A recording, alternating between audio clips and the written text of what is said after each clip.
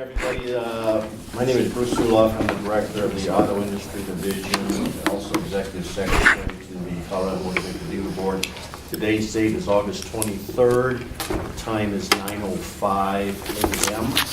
We are here with stakeholders to look at the 2018 Motor Vehicle Dealer Board proposed regulations, which we call in this particular stakeholder Group 2. With that, I'm going to have everybody go around and do, I'm going to go with the agenda first, then we'll do welcome introductions. So agenda item 1 is that. Then we'll have a discussion of the process, including group discussions, guidelines. Then we'll have a informal discussion about the change of Title 6 to Title 44, and I think Mr. Jones is going to take you through that. We went through that last time, but we just need to do it again because this is a recorded record. Then we'll actually get into the scope of Group 2, and Mr. Beebe and Mr. Jones will sort of ramble at that part. Public comments then will take place at the end for anybody that doesn't want to participate in the group discussion.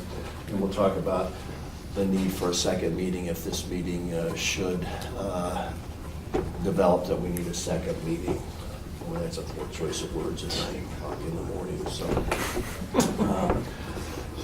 to start with, I always make an announcement that this is a recorded meeting. This at the end of this meeting, this will eventually be placed on our website, mostly so the board can listen to this, but also anybody from the public that wants to listen to how these stakeholder meetings and the discussion that we have. So I would encourage you all to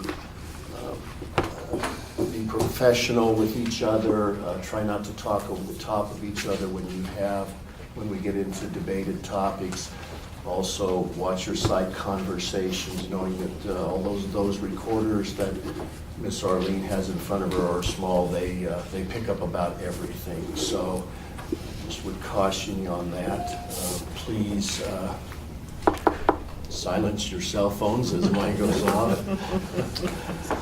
And we'll go around to my left to have everybody introduce themselves. So we have that on the recording. Chris Rouse, Deputy Director, Auto Industry Division. John O'Beek, I'm one of the supervisory criminal investigators for the auto industry. Todd O'Connell, CIADA. Frank Agos, Supervisory Investigator, Auto Industry Division. Chris Hartman, Agent in Charge, Auto Industry Division. Josh Dexter, the Supervisor of the Auto Industry Division. Michael Dahmer, on behalf of the Colorado Automobile Dealers Association. Matthew Groves, Colorado Automobile Dealers Association. Beth Spellerberg, Deputy Executive Secretary for the Auto Industry Division. Steve Perkins, Centennial Leasing and Sales, used motor vehicle dealer, current member of the Motor Vehicle Dealer Board, although I'm not here on their behalf as a spokesman for them today. Jerry Bood, I shouldn't say represent, I'm here on behalf of the power sports dealers in Colorado. Good morning, Corey Amend. I'm the Deputy Senior Director of Enforcement. Criddell-Tapanen, Meeting Recorder. Bradford Jones from the Colorado Attorney General's Office, General Counsel to the Motor Vehicle Dealer Board and the Auto Industry Division. Yeah, Leland Beebe, Legal Assistant and Rules Administrator for the Auto Industry Division. Thank you all. One of the things that we have taken in 2018, calendar year 2018, is we meaning the Auto Industry Division, have pre-drafted rules as we see them at this point in time going forward. That doesn't mean at the end of this meeting that that's the way it's going to be. Obviously, that's the reason we have stakeholder meetings. But we've taken upon ourselves to pre-draft what the division's SME, subject matter experts, thinks that these rules should look like, be modified, deleted, those kinds of things. So you have that in front of you, and that's where we jump. It's a good jumping off point rather than having everybody in like we've done in the past and start discussing what we want to do with the rule. We have pre-drafted some things. Again, like I said, doesn't mean that's the way the rule will look as we exit this meeting. So, also, Mr. Beebe and Mr. Jones have some things to say, and they'll say that up front about sort of how rules, the entire administration of rules have changed in the last 2 to 3 years through the legislature, through the Office of Legal Services, OLLS, through the Attorney General's office, through the Secretary of State's office, and through DORA. Things just aren't done in 2018 the way they were done in 2012, so to speak. There's been a lot of changes that have happened, and for every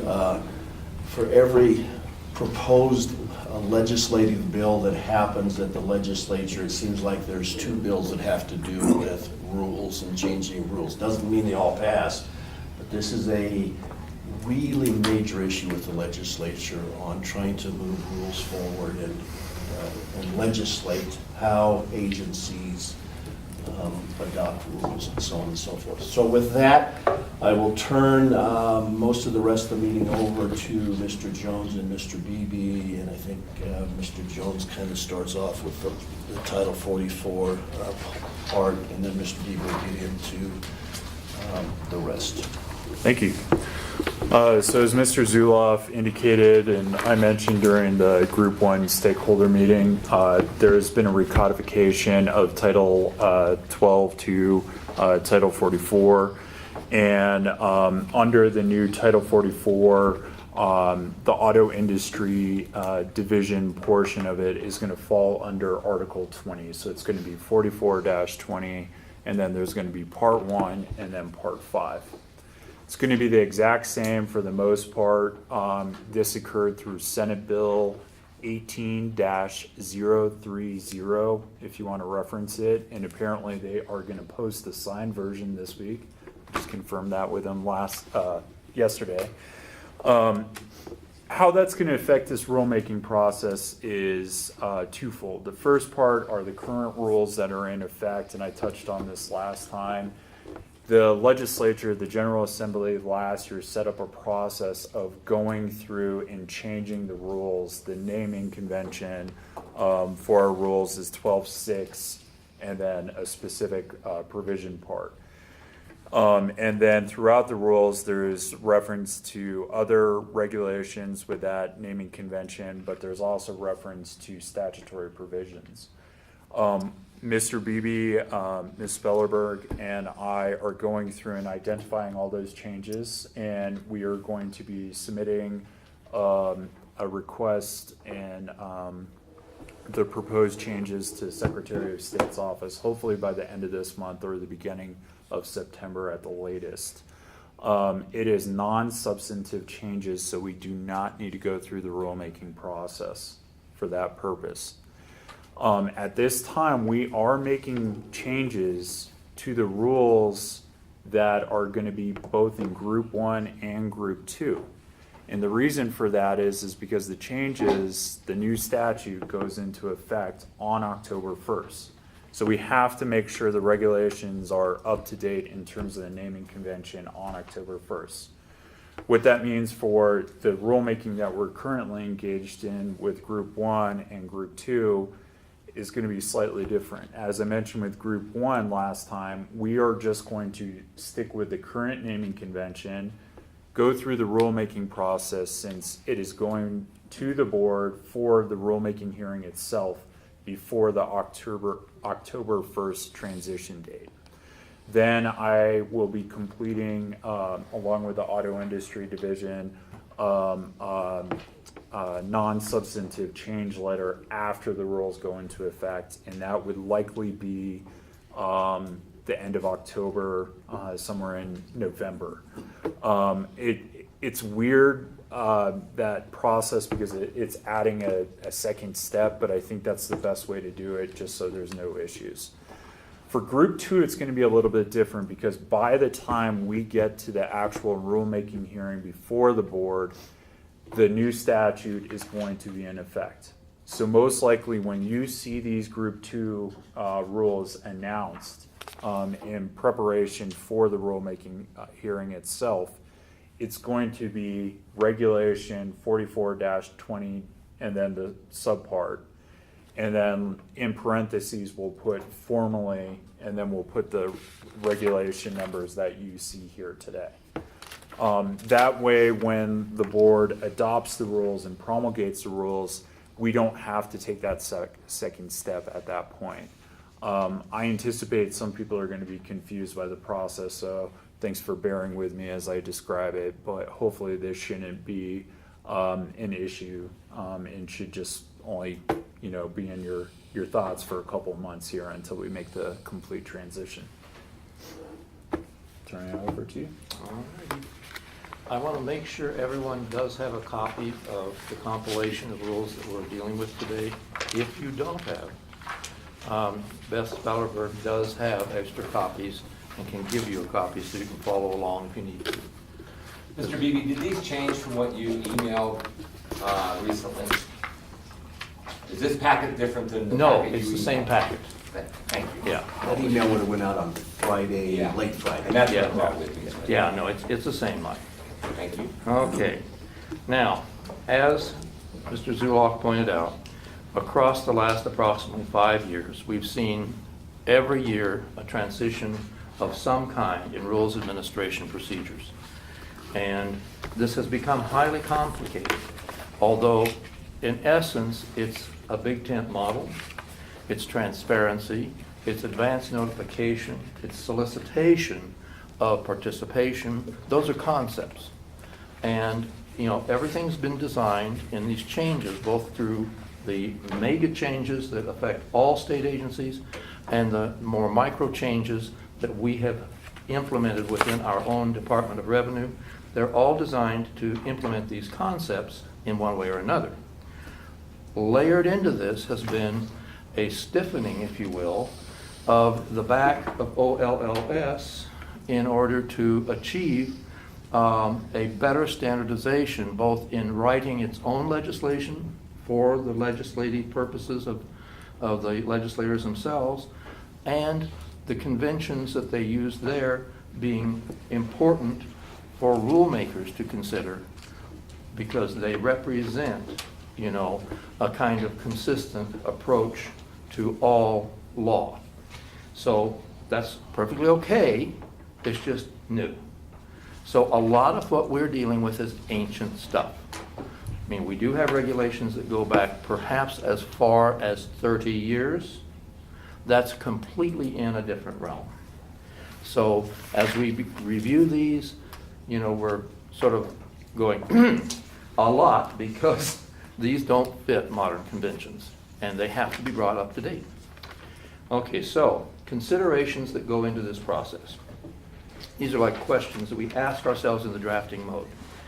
Have any relevant changes to authorizing statutes occurred to which the board must respond? Well, obviously, we're always going to have to respond that way, and we've had those. The second set of considerations are more in this prudential guidance realm. Are any provisions of existing rules outside the scope of existing authorizing statutes, that is, not permitted under those authorizing statutes? OLS has gotten pretty hard-nosed about this. Okay, are they in any way unconstitutional under either Colorado or U.S. constitutions? Okay, that's a convention. The Attorney General has always followed that kind of analysis. OLS has always followed that kind of analysis. We have not always followed that kind of analysis, but we are trying to. Okay, are any of these provisions of existing rules overlapping or duplicative of other rules? And we do have to watch that because overlap does not mean that we can become consistent. It may mean that we become extremely inconsistent because wording is always a little different. Statutory references have different implications. So we have to watch for that. Are any of these provisions of existing rules unnecessary because the authorizing statutes provide sufficient guidance? Well, even in the old days, it appears that people thought by adding a rule that said the same thing as the statute, they were creating emphatic pronouncements and people could never slide away. Well, today we wouldn't do that. We would be much more careful. If the statute can be enacted on its own right If our enforcement people can use it alone, if the industry has guidance alone through the statute, then that may be perfect. We don't need a rule. If we have a rule, maybe we get rid of that rule, if it is completely redundant in its legal approach, okay? So then, another prudential consideration. Are these provisions inadequate to achieve the aims of the authorizing statutes? That is, inadequate to address the relevant policy matters like consumer protection, healthy business competition, etc. In the course of the last 5 years, because of the Big Tent model, the emphasis has been placed on both consumer protection and on healthy business competition. And so we pay attention to that. We need to. Everyone does.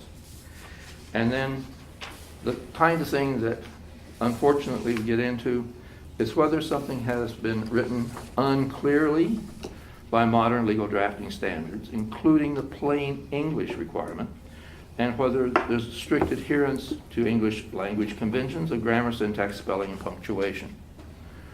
It can be as simple as, is this lead word for this phrase a which or a that? Because it turns out that doesn't have the same grammatical and therefore the same legal result. So these conventions are being minded strictly, and we have to pay attention to them. Okay, now, in the course of today, in this discussion, as you see in your packet already, parallel rules need to exist where they are appropriate between the motor vehicle related set of rules in 1 CCR 205-1 and the power sports vehicle related set of rules in 1 CCR 205-2, because in most instances, the statutory framework is the same. Therefore, in this meeting, the rules are taken up in pairs so that we can discuss them simultaneously and not waste a lot of time. Obviously, when there's publication, and as there is now on the Group 1 rule set, it has to take place on 2 parts because these are 2 legally separated CCRs. But in our discussion, we can discuss them together, the board can discuss them together, and then separately validate each one when it promulgates. So we're only going to talk about the language in the motor vehicle related rule unless the group discussion establishes a basis to consider a deviation from the completely parallel construction. Now, had we merged the 2 parts, we wouldn't be doing this, but we didn't. Okay. Footnote. And the order today that we're going to take these up is the same order that was put forth in the lists that you've already seen it when you received your last email. So we're not deviating from that. We see no reason to. And that is my introduction. Okay. Before we start with Rule Pair 1, I just failed to make an announcement. The division has a hard stop today at 1 o'clock. So when I looked at this, I thought, well, 4 hours of this is probably enough in one day anyway. So we may get through all of this by noon. It's very possible that we will, but the division has a hard stop at 1 o'clock today. And I will try to take breaks, for a 10-minute break at the top of every hour, so we can get up and stretch our legs. With that, we know that in Group 1, there was not a lot of debate.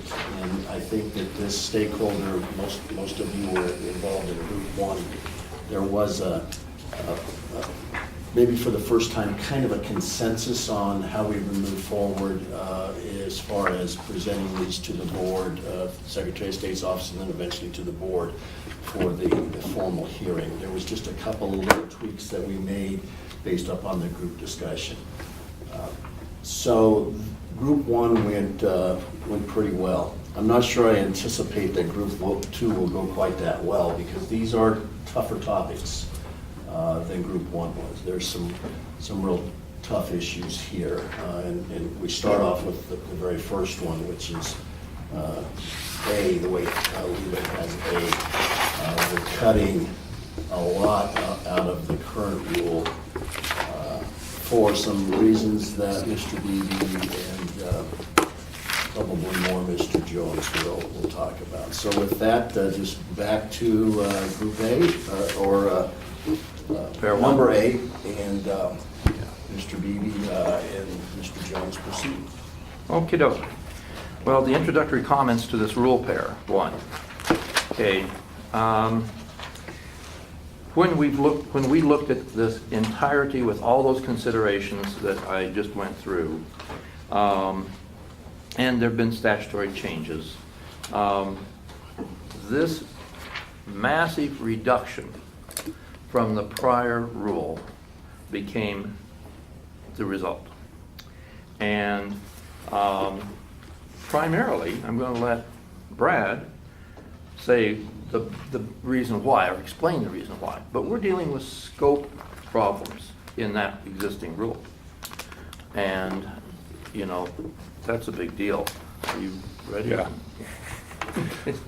So this change in the rule is due primarily just because of the sunset last year. During the sunset review, the General Assembly added a definition for new motor vehicle. And specifically where that is found is 12.6.102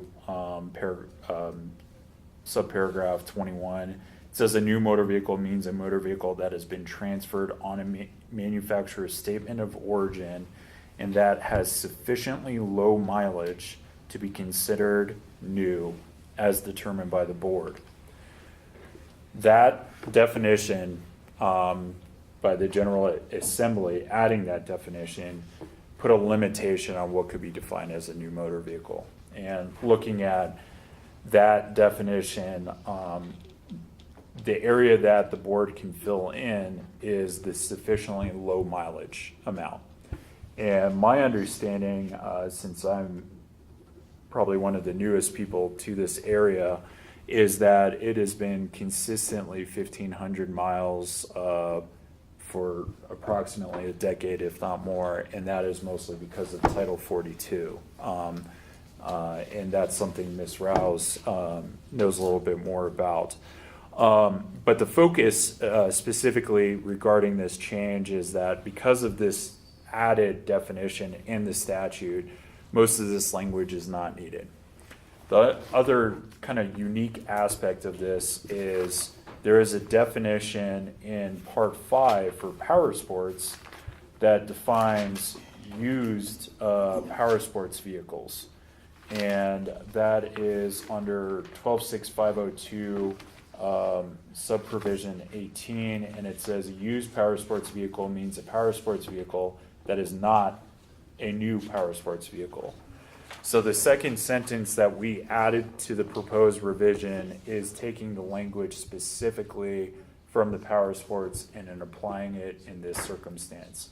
I don't know why the General Assembly did not define used motor vehicle, but for our purposes, if it's not a new vehicle, it's a used motor vehicle.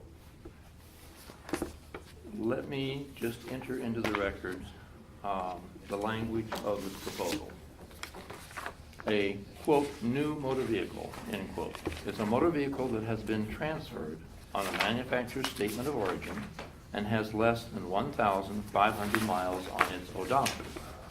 A, quote, used motor vehicle, end quote, is a motor vehicle that is not a, quote, new motor vehicle, end quote.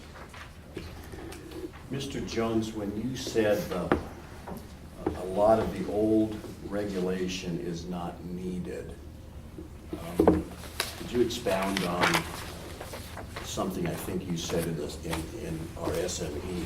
I don't want to put words in your mouth, but is it not only not needed, but maybe doesn't have statutory authority now? That's correct. And it may not survive because of the way the statute reads. It may not survive OLLS review and certainly the Attorney General's review. That's correct. So because there is now a statutory definition that really limits the amount of authority that the board can kind of fill in through regulations, through the promulgation of rules and regulations, they're the same thing. And for that reason, This is going back to what I touched on regarding the low mileage. It is opening the door for the mileage. It's not opening the door. It doesn't say that, it's not giving authority to the board to define anything else. So the mileage, it's leaving up to the board, but it doesn't, there's no room, as I read this, other than manufacturer's statement of origin, and it's under a certain mileage amount. Discussion. Identify yourself, Matt. Oh, sorry, Matthew Grove, CADA.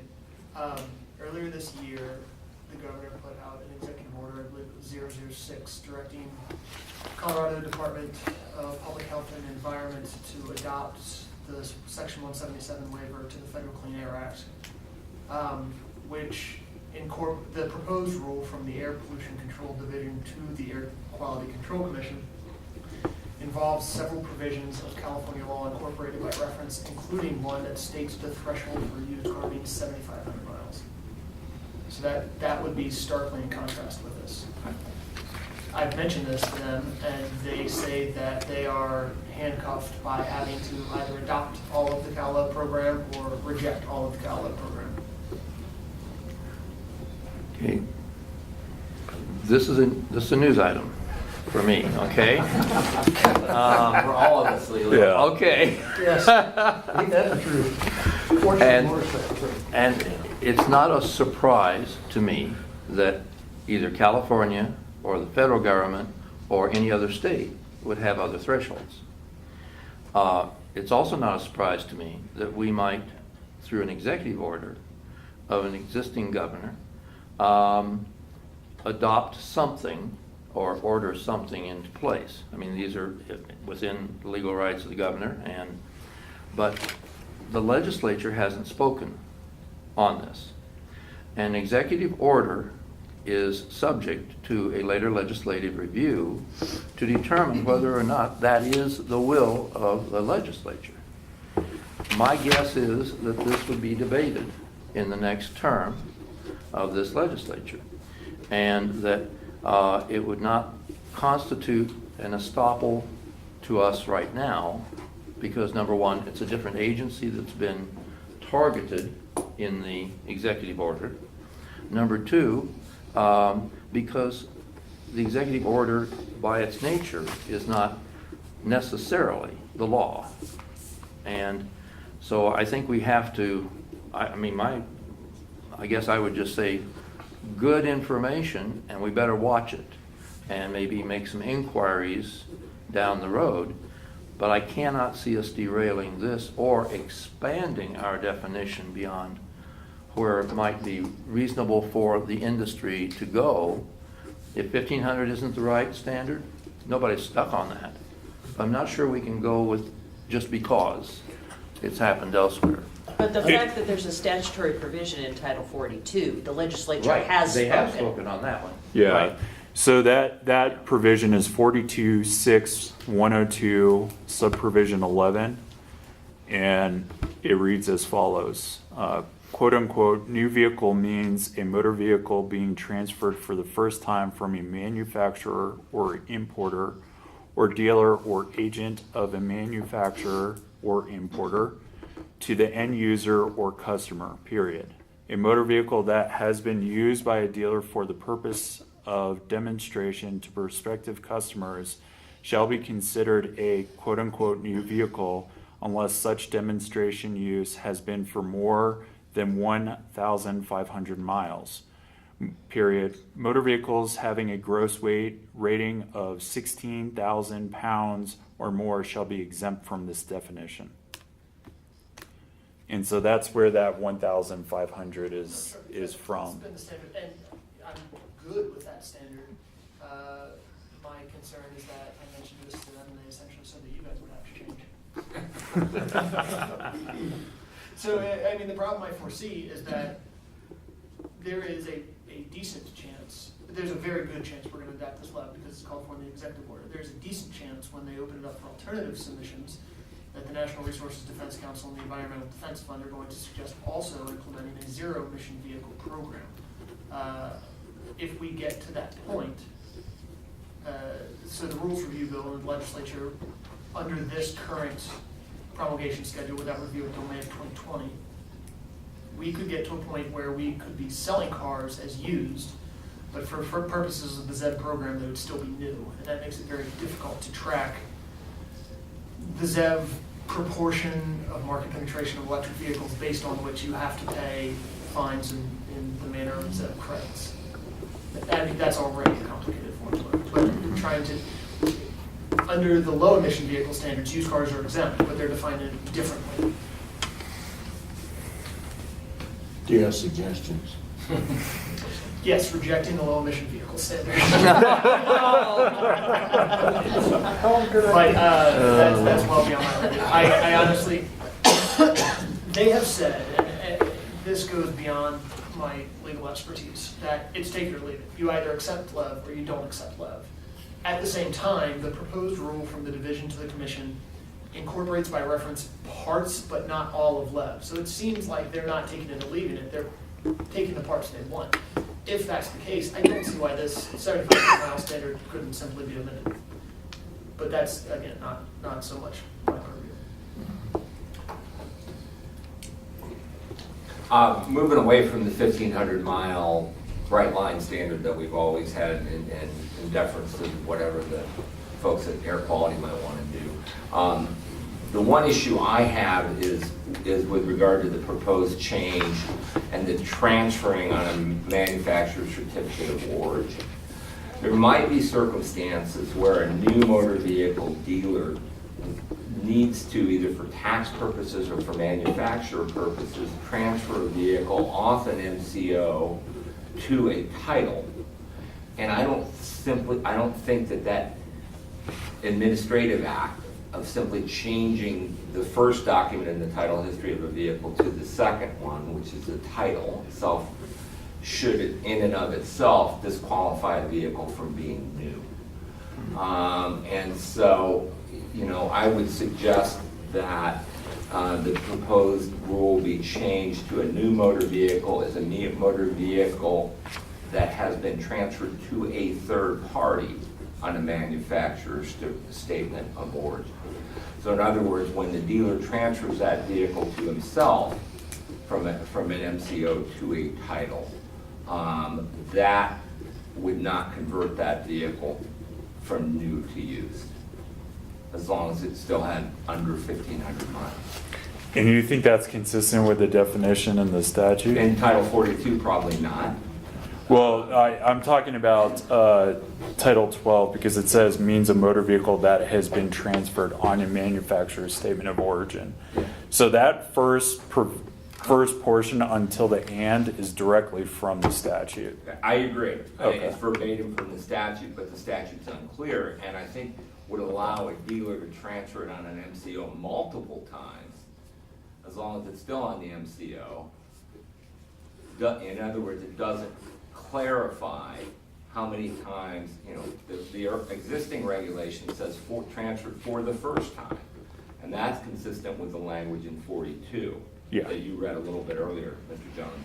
So, for the first time to a third party, some method of clarifying what's meant by transfer would be helpful, and I think that's likely within the discretion of the Motor Vehicle Dealer Board, and would be helpful to help clarify what's meant by transfer.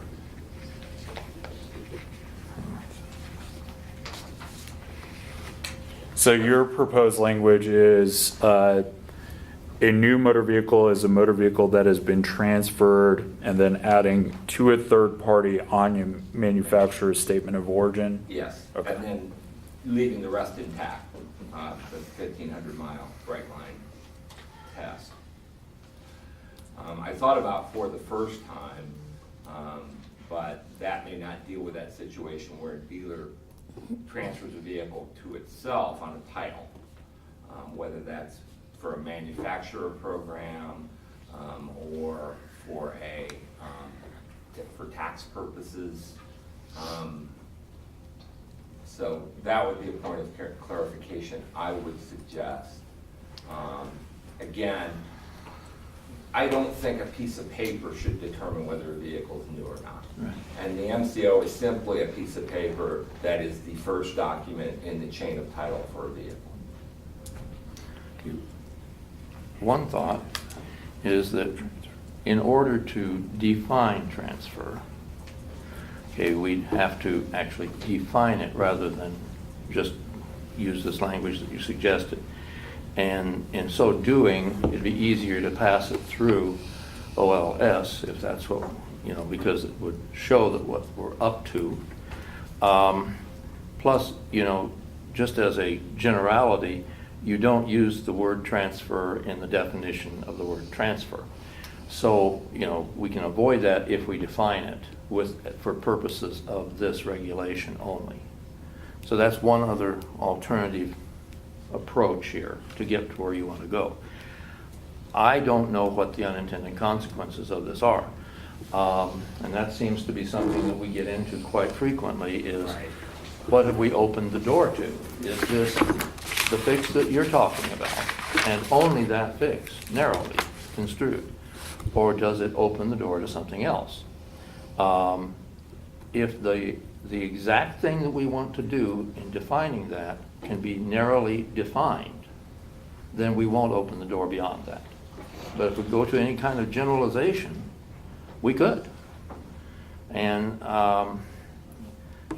so Mike, what would be the most narrow possible way you would define that? I just did. Okay.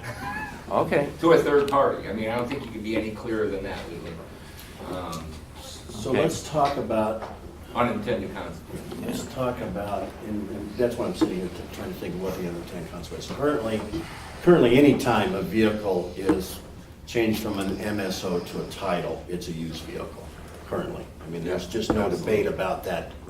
Currently, so now with your suggestion, we are moving, and we're just looking strictly at the mileage. Whether or not that's a new or used vehicle within a dealership, within a franchise dealership, moving it from they can transfer it to themselves on a title. It's waiting for that retail customer, so to speak. So if a vehicle is, if John Elway has a brand new Ford, and and that dealership decides to, for some reason, transfer it to themselves on a title, then when it gets to 1,200 miles, they're ready to do something with the vehicle for other reasons, and they wholesale the deal. They wholesale it to somebody needs some other franchise dealer needs that specific type of vehicle, that specific color. They have a customer, and currently now there's this transfer done, and it remains on the MSO. Now it's on a title. What would that do to the buying dealer, to the John Medved who buys that dealer because he's got a customer, and now he's getting it on a title? He's the third party, because manufacturer, then John Elway, and then John Medved. So he's the third party, so that would make it used. So at that point in time, John Medved could no longer sell that vehicle as a new vehicle. He would have to sell it as a used vehicle per the title issue. So there's one of the unintended consequences of that all of a sudden what has been allowed to happen, that John Medved could sell that vehicle still as new, he could no longer do that. So would he even want to make that deal anymore? Probably with John not. Elway? Probably not. It's going to bring a lower sales price because it's gone from new to used. Yeah.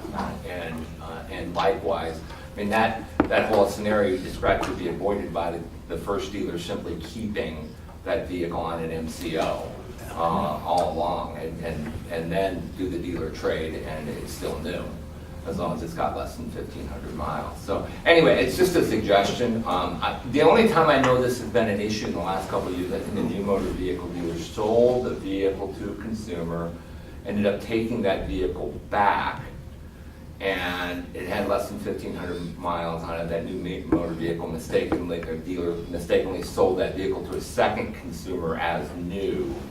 And I think actually there was one of the news stations did an expose on it, and that was a scenario. And I'm not advocating that that should be allowed. I'm just looking at sort of the administrative process of when a dealer may need to or want to convert a vehicle from an MCO to a title. And that's all I'm trying to get at, and trying to clarify the issue of transfer.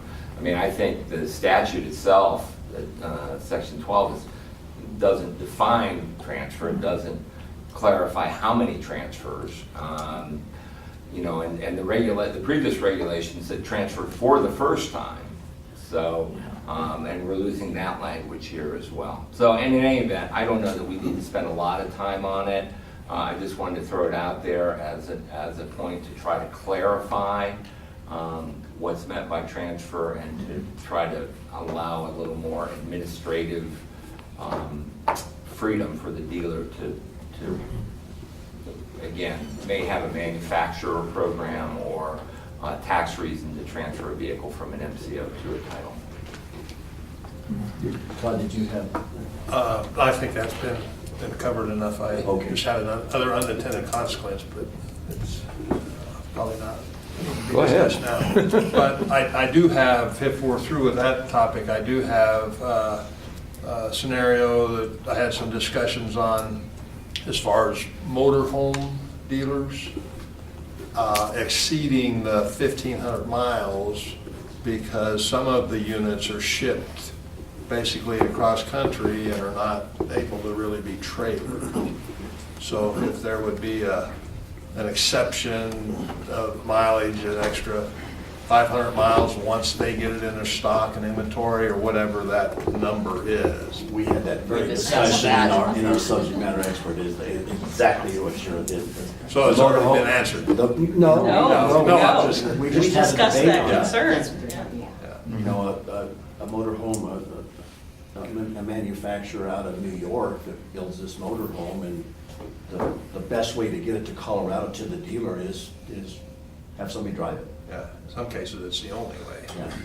And I did reach out to a couple of our members, and they basically range from 1,200 to 1,600 miles from when they get them from the manufacturer. And that was Denver, not anything on the western slope. The RVs. The RVs, Yeah. correct. What was the gross weight exemption? 16. It's Peterbilt trucks level. It's the ones that are exempt from all the federal standards. 16,000 pounds. 16,000. So the motorhome is not Motorhomes are No, it's not even close. It depends on the motorhome. Some of those, I'm not you. Some of the coaches are over 16. So let me ask this, Brad, if the 1,500 miles is defined already in Title 42, does that allow the board to just say, in this particular situation Mr. Connell brings up, to say 2,000 miles and under is a new motor vehicle, or do we automatically put this regulation in conflict with Title 42 and we won't win that battle? Honestly, I'd have to look at it because I don't know that much about motorhomes and RVs and how much they weigh and Well, I'm just how talking they're about treated. moving away. In Title 42, it says 1,500 miles, sort of Yeah. for everything. If we said 2,000 miles for everything, there's a conflict between the regulation and Title 42. So I'm assuming we might not be able to survive that. But that is not, that's more of a guidance as, well, I'd have to look into it, to be I think that honest. causes confusion, because Yeah. I hate when I read, there are several different definitions, whether it be in the tax code, whether it be in Title 12, whether it be in Title 42, and when they don't jive with each other, it's very confusing, because I get calls all the time saying, well, Title 39 says this, how come Title 12 says that? It's like, I don't know, I'm not the legislature. So under Todd's question, his scenario, if we stuck with 1,500 miles, and could the regulation have an exemption for a motorhome somehow legally written for a motorhome of 2,000 miles? Could you write an exemption in this regulation for that? First of all, yes, it's easily written. As long as the object of the whole matter, the motor home, is a defined term that we can settle on. And as long as a mileage figure that meets the Colorado dealer community's needs could be settled on, it's easy to write. Well, But how is the motorhome being used? Because the definition of new vehicle with the 1500, it says a motor vehicle that has been used by a dealer for the purposes of demonstration to prospective customers shall be considered a new vehicle unless such demonstration use has been for more than 1,500 miles. That's not the instance of when they're transferring it from back east out to Colorado and they're getting 1,200 to 1,600 miles. Because it's not demonstration. Correct me if I'm wrong, it's just trying to It's transportation miles. Transit miles, yeah. So I think if we work that into exemption in our language, saying for purposes of transport or transit or whatever. From the manufacturer to the dealer, Correct. would that solve that problem? I believe so. It should. Because Because under that, then they'd have another 1,500 miles for demo. From an enforcement standpoint, they probably need to document that somehow, and that you might want to include that in the language. Okay. Documented transport miles or something like that. Otherwise, everybody's going to tell us they were transporting it from Oh, John, that would happen, that's a little harsh. And the general manager was demonstrating the vehicle when he drove it to the Broncos game on Sunday. You could have the same issue though from after it's at a dealer, transporting it to another motorhome dealer across country that they did a dealer trade and be driven another 1,500 miles. so maybe only the very first, So manufacturer to the dealer. only that. Limited to that. Not dealer to dealer. Right. Yeah, otherwise, they could just keep transferring it amongst themselves a million times, and they could have tons of miles on it. Brad, would you read the new statute 12610221 again regarding? Yeah.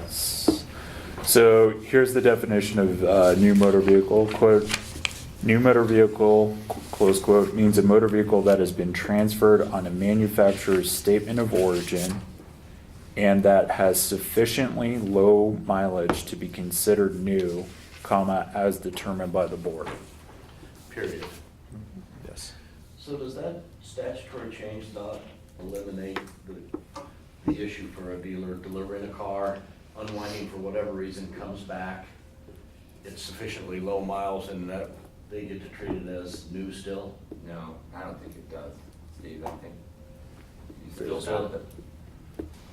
the transfer of that title to the third party, I think, converts it from new to used. Although that never takes place in, well, if it doesn't take place the date of delivery, there's a lot of dealers that have you have the right to bring your car back in 5 days if you're unhappy with it. And therefore does become a used motor vehicle. So you're saying, so they never titled the vehicle? The consumer never titles the vehicle, Never. they decide they don't? Yeah, the very Okay. next day, they unwound the transaction, so the facilitation of the title never takes place. Transferred on. Here's the unintended consequences, is the time that that vehicle was sold from the dealer to the consumer. The unintended consequences are, is how long did that consumer have it? Right. And how did they drive it? And so it goes back to the dealer on an unwind because they couldn't get financed and all those kinds of Right, things. right. And then Bruce Suloff walks through the door and says, I want to buy that vehicle, and they say, that's a brand new vehicle, and they sell it to me.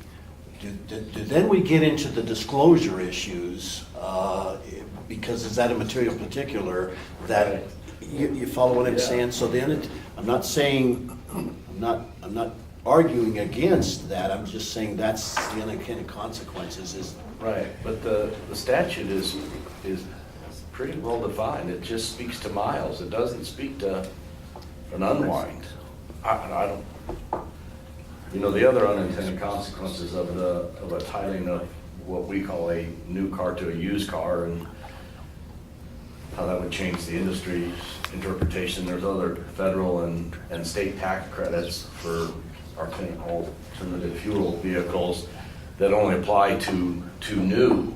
And so it would create another unintended consequences possibly of not being able to qualify for one of those tax credits. If it's, and how do they determine whether that's a new or used motor vehicle?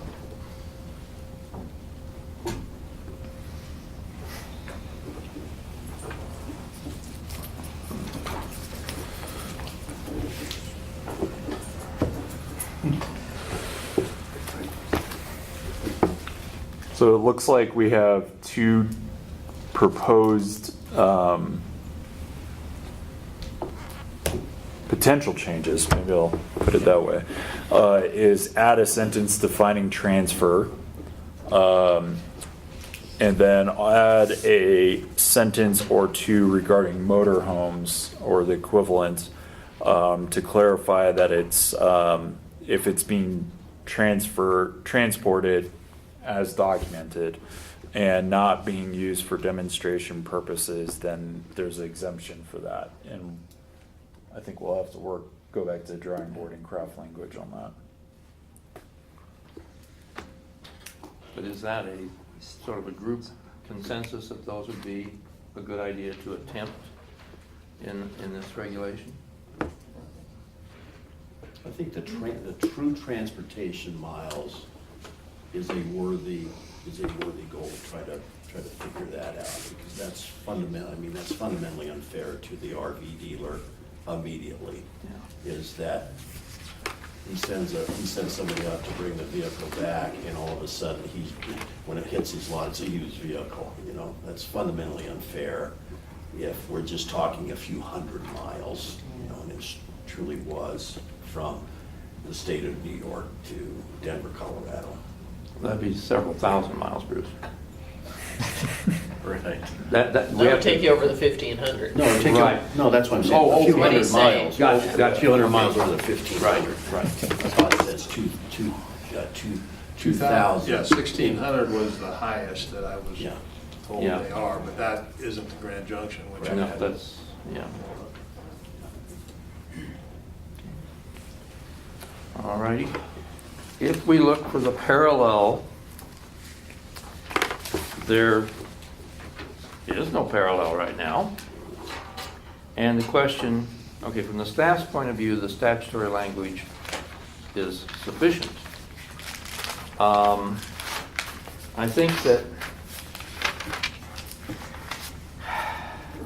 we will footnote this a bit. There's a whole lot of different kinds of power sports vehicles. Jet skis, for example? Yeah.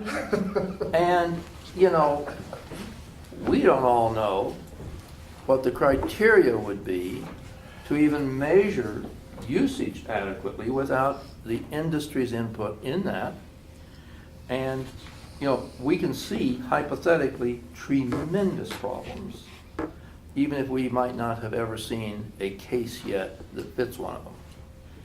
And, you know, we didn't venture into that water because we didn't have the expertise to take apart that whole mass of different vehicle types and determine how usage would even be measured and to get to equivalency at all.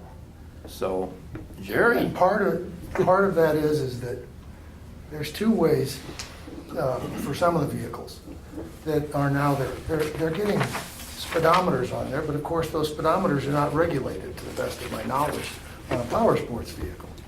So I don't know what you would have to rely on should someone decide to tamper with it. That creates a problem. If you haven't, you should see some of the demos that come back that only have 2 hours of operation on them. They're tortured. How are you going to sell it for new? because they're off-highway vehicles. Yeah. If you follow my, Oh, and yeah. then the question becomes, is it, are we affecting the value of the vehicle so much? So I don't know how you go down there. I've thought about it. I don't have an answer for you because it's too complicated. Until there's some form of uniformity among all those, snowmobiles are another problem. So I don't know how to unravel that for you. I've talked to dealers. We've tried to find a way. Until the manufacturers or the federal government decides to act and say require either an hours of operation or mileage, but even that won't cure it because they're all subject to damage, particularly as demos. And I don't know how you do it. So is the best way to do it, Jerry, right today is just leave it alone? I don't know how else you make it better. Well, here's the thing, if we leave it alone, if we leave it alone, we can always come back in subsequent years and add a regulation to the statute. It's not like we're changing anything or trying to manipulate anything, we just leave it alone and add a regulation when some of that is clearer. Well, like I said, you may be able to capture part of the market if they get uniform on the odometers. Maybe you can. Maybe there's a way to do that. It's going to be difficult, but with the way the statute is simplified, if you will. But I guess we'll see. I don't know that we've ever had a case on a power, we almost never get a case on a power sports anyway. But I don't know that we've ever had anything around the difference between new and used and that kind of an issue. I think the reason being that except perhaps for the engine, which of course falls under other regulations, in my opinion, have the dealer knowing that there's a problem, for example, with the motor or something like that, the damage is so obvious on the vehicle that it steers the customer away. And so to some degree, the complexity of, for example, an automobile or a light pickup truck is so much more complicated to determine if there's a problem. With some of these power sports vehicles, it's pretty evident. So, that may be why you're not getting a lot of feedback on that with problems. Yeah. Jerry, I didn't have time to research this question I'm posting, but just as with the safety criteria for the, ATVs and things, there was an ANSI process that the industry undertook for its own regulatory reasons, partly because of outside of the United States competition coming in and undercutting everything with vehicles that were totally inadequate. Now, is there any, to your knowledge, effort being made for any power sports vehicles with regard to this question? To the best of my knowledge, the revisions to the original ANSI standard, and now there's also a new ANSI standard for what we call ROVs, that people call side-by-sides. Yes. That operate like a car versus rider active like an ATV. Yeah. And to answer your question, they have not addressed that in any of in the new ROV standard, nor in the revisions to the ATVs. Okay. Thank you. So with that, are we sort of uniform on just leaving this alone on the power sports side right now? Till I hear anything from the manufacturers otherwise, I don't know what else to tell you. Okay. And once again, the Consumer Product Safety Commission would probably steer clear of anything like that if they were trying to look at it, because they are 100% focused on the safety issues as opposed to the condition, if you will. They only are looking at new models. Right.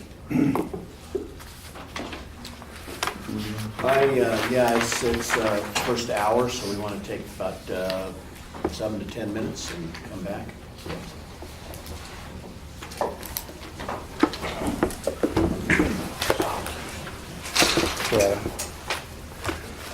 Question on that last discussion we had about the power sports.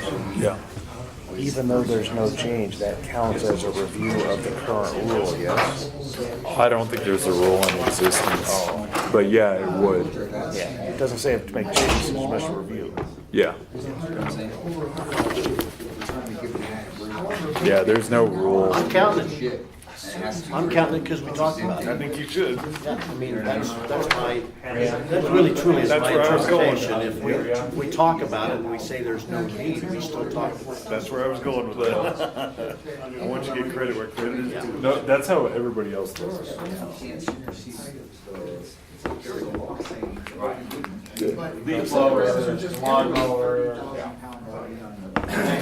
will say this, they seem to be about equal, but, you know, obviously the mobile sources include, you know, equipment, lawn mowers, small engines. I'm sorry. No, I understand. I mean, I understand the level standard. I think it's level 3, as a matter of fact. Here's my invoice. Okay, we are back. It's about 10:14. We're moving to rule pair 3. Well, we're moving to rule pair 2. So we're going to move really fast to rule pair 3, but we will start with rule pair 2. And, okay, this rule pair involves solely motor vehicle version in the current board regulations. And the division proposes that the current rule number 126102 parent 18 be merged with rule 126108 parent 1 parent E for the following reasons. One, a combined rule places most of the significant wholesaler-related materials into one place, thereby reducing the number of rules. By the way, that is a goal. Number two, a combined rule is a more efficient, effective, clear, and enforceable regulation. Number three, both of the authorizing statutes that are involved behind those two rules can be cited as authority for the combined rule in order to pass the scrutiny of the Office of Legislative Legal Services. That's not a problem. We do it all the time. Number four, this is a forward-looking consolidation as the board looks toward eliminating the currently antiquated and confusing statute number-based rule naming convention and replaces it, hopefully, in the early part of next year with a modern topical rule naming convention. So this is a clearer packaging of things looking toward that. Number five, an examination of both of the existing rules using modern drafting process considerations revealed a number of issues, all of which could best be eliminated by combining the materials into one modern language product. So, there is no, as a matter of information, current version in power sports related to this. In the opinion of the staff of the Auto Industry Division, it is necessary to create a parallel rule combining the same materials that we see in these two existing Motor V rules into that power sports version as well. In other words, to create a complete parallel. I think the threshold question, and this is not necessarily a content question, it's kind of like all of the above that I just said question. Does anyone have any concern about the concept of combining the two motor vehicle rules together into a single motor vehicle rule? The threshold question. Okay, it doesn't sound like anybody does because nobody spoke up. Okay, is there any concern about creating a new parallel rule in power sports to mirror the language of the proposed combined rule in Motor V? I don't have a problem. The only thing that, and I apologize if it escaped me, but you mentioned 126508. I'm sorry, 126508, and that, you know, F, 1F. I can't, I was looking for the existing, are you suggesting a new? Yes, it'll be a new rule. Right, so you're talking about, because I was trying to fit it in with the existing, you know, identification of each provision, and it doesn't fit. No, it's a whole new framework. Okay. Okay. And if that's a miscitation, we'll correct that, but I just wanted to make sure I wasn't delirious. nope, you weren't delirious. It's a whole new rule, has to therefore, in our current naming convention, be stuck to some statutory foundation. Okay, so, all that said, we are now literally passing to the Rule Pair 3 discussion, where the merger is taking place of these rules. Okay, we've already discussed the reasons for those. I'm going to now read this proposed rule, 12.6.108, parent 1, parent E. And here it goes. A wholesaler shall conduct business according to each of the following.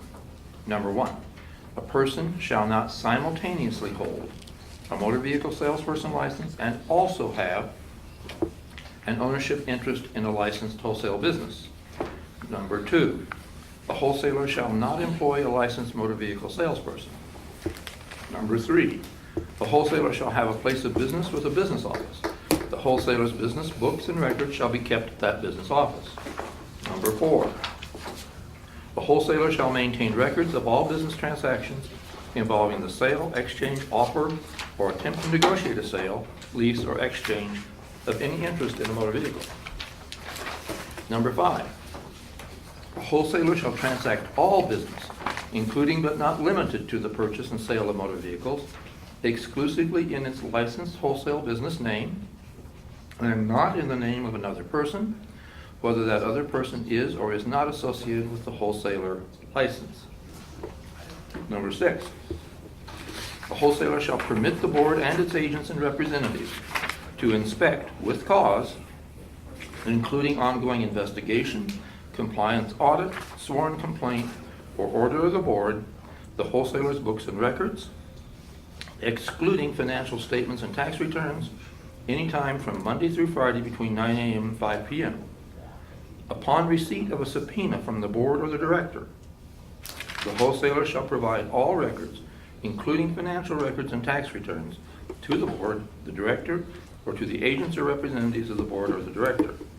Upon the wholesaler's written request, Auto Industry Division staff shall, under their direct supervision, make available to the wholesaler all of the records that the wholesaler provides voluntarily or under subpoena in order for the wholesaler to test, inspect, or copy the records. Then number 7, C, Regulation 12.6.102, parent 13, for the definitions of, quote, profit, end quote, and, quote, gain of money, end quote. Now, having read all that, the approach I'd like to take to discuss this is to go through the rationale first for each of these paragraphs so that it's very clear why they happened.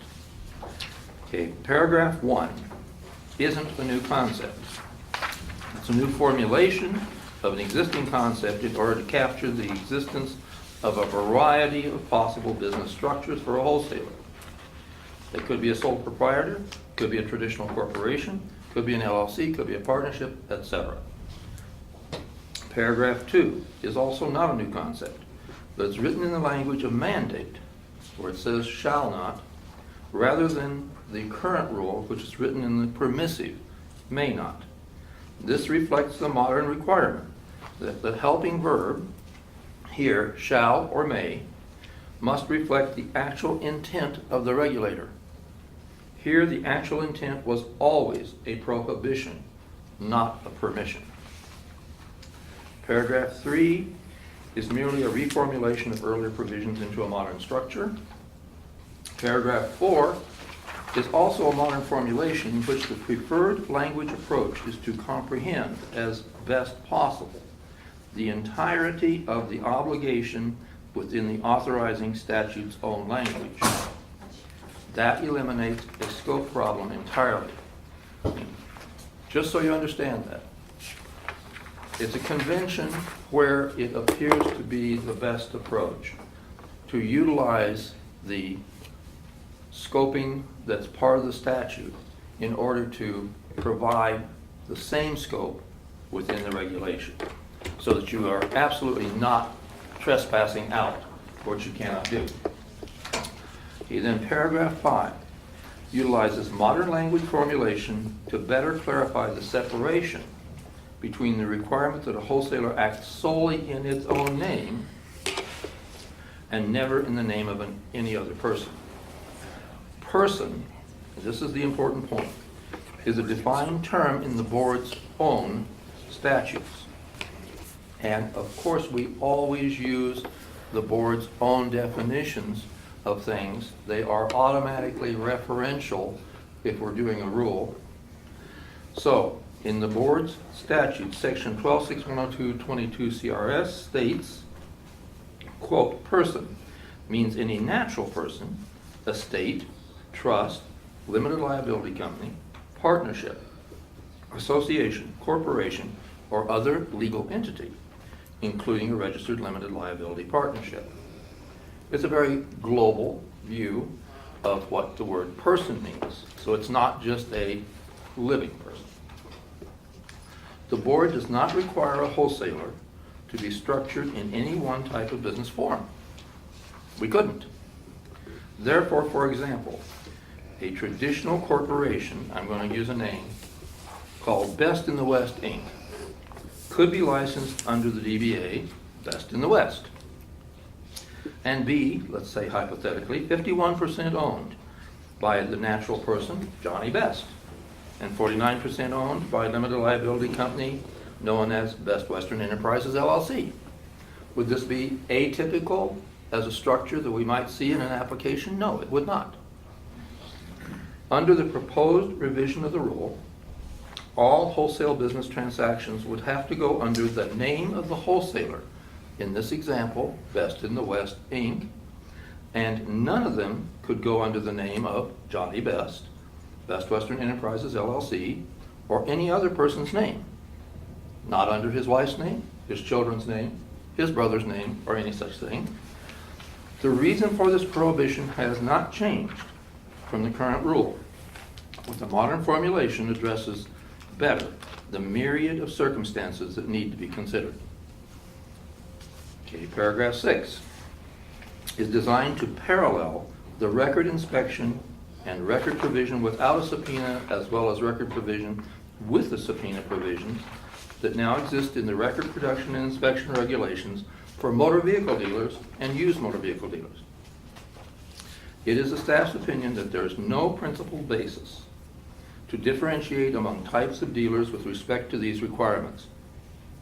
Additionally, to set up a difference between wholesalers and other types of dealers in this context could produce costly and likely unwinnable legal protection challenges, provided the two sets of rules actually pass the scrutiny of OLS constitutional review, which they probably would not.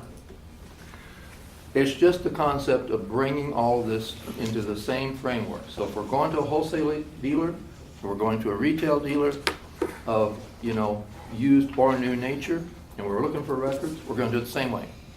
That's all this does. Okay, paragraph 7 retains the use of the defined terms for profit and gain of money as references to an existing rule. At some point in this next year, the preview of things to come, on what has to be the rulemaking agenda soon, the division expects to undertake review of these fundamental business terms. But currently, it seems essential to retain this reference. And then, now I'm to the point of, I'm going to stop talking. And it's everybody else's turn. Any comments, questions, concerns? I have one on number 3. I think the wording of the old one was even referenced a home office type of thing or availability. This does not preclude, the intent is not to preclude a wholesaler having to have a commercial type of office. They can still It could be anywhere. have a secure spot. That's not the intent. Yeah. They can have it now. And then I have another one, and this may not fit in here at all, but I would like to bring it up. So a wholesaler role in the industry plays a pretty critical part. A lot of the wholesalers are very experienced have developed great relationships both on the used and the new car side. And a fair amount of them would like to be able to use their wholesale license to enable them to act as a buyer for other licensed dealers. And what this would do, it would help, it falls into the need of the industry in that some dealers, both new and used, sometimes can't get to a certain sale, whether it's a factory sale or a specialty sale, you name it, but they trust a wholesaler that they currently buy cars for, and they would like that wholesaler to be able to purchase under that dealer's license. And what that would do is it would be able to allow the inventory to go directly into the dealers, retail dealers' inventory. They'd use their funds to be able to do it. Save time and paperwork, duplicated paperwork, save time and travel potentially for both entities, and they'd be able to cover more sales. And so it's strictly for license to license. The restrictions could be they could only buy it at auctions, and obviously there'd be a business relationship between the wholesale and the retail dealer that would, their responsibility would be the performance of that agreement. I wouldn't envision the state having to get involved in that because they're licensed dealers. One would just be acting as a buyer. Okay, I'm familiar with this. This is a question of agency to start with. Okay, can one licensee act as a agent for another licensee? Now, a person who is a wholesale dealer owner, conceivably, this is just hypothetical, conceivably as his person, could be an agent of somebody else. Why does it have to be a license? Why do we have to consider it under a wholesaler's license rather than this could just be a person with a relationship under contract? Well, I think there's some statutory provisions that prohibit it because somebody purchasing vehicles on behalf of a dealer is required to be licensed as a salesperson, and a wholesaler is prohibited from holding a salesperson license. Does the statute say salesperson? I didn't. Motor vehicle salesperson, quote, motor vehicle salesperson, unquote, means a natural person who for salary or commission or compensation of any kind is employed either directly or indirectly, regularly or occasionally by a motor vehicle dealer or used motor vehicle to sell, lease, purchase, or exchange, or to negotiate for the sale, lease, purchase, or exchange of motor vehicles. Right, that's the definition for the salesperson. It's not the definition for a wholesaler. And if a wholesale auction is required to sell to a licensed dealer or a licensed, so can a wholesale auction obviously can sell to a wholesaler? Right. So that's where to me the rub would come in, where a wholesale auction would be able to sell to a wholesaler who's buying under another license number. That's candidly happening all the time. In my opinion, based on the statute here, if they're purchasing on behalf of the dealer, they're required to be licensed by that dealer. Because they're doing it, they're an agent of the dealer. Right. They're not acting in their own interest at that point as a licensed wholesaler. They're acting in the interest of the dealer, and that's an agency issue. And under the definitions that are under 12.6102, and then also the class descriptions under 12.6108, there's a distinction that's being made between the license that are awarded to motor vehicle dealers, both new and used, and then wholesalers, and then salespersons who are connected wholly to motor vehicle dealers. And the concern is that a salesperson can act as an agent for a motor vehicle dealer. A wholesaler is acting in their own interest because it's their own separate license. And under this regulation, a wholesaler cannot also be employed as a motor vehicle salesperson. Right. And so That's not what we Yeah. would be asking for. So unintended consequences. A wholesaler is acting as an agent for Bruce's Auto. I don't have my own salesperson that can go down to the auction, so I draft up some kind of a document for the Todd O'Connell wholesaler. And you're gonna be Great acting. company, by the way. Not in this scenario. So you go purchase something for me with my money, not your money. Because if you're purchasing this with your money, it's your license. Yeah, You're working with my money. The deal goes all to hell, and we get a complaint. Okay? Because this will happen. Guarantee it'll happen. So, you didn't do something. I asked you to go look at this car, and you did something else. And so you harmed me at the wholesale, at the auction. We get the complaint from Bruce. Whose license are we looking, whose license are we investigating under? Are we investigating under Bruce's, or are we investigating under Todd O'Connell's wholesale license? Because you weren't acting as Todd O'Connell wholesale license. You're acting as me. Would that not reflect on the agreement between the dealer and the wholesaler? It could, but do we have to look at every agreement then? Do we have to approve every agreement? Considering that 99% of the agreements are verbal handshake agreements. Well, I mean, it has to be done right. I know that it's happening. I mean, come on, it's happening. But I don't think that's the intent of the statute, the statutory, that is, because these are separate and distinct licenses to do separate and distinct things. So the answer would be more of a statute change then and be able to get it here if they want to pursue that.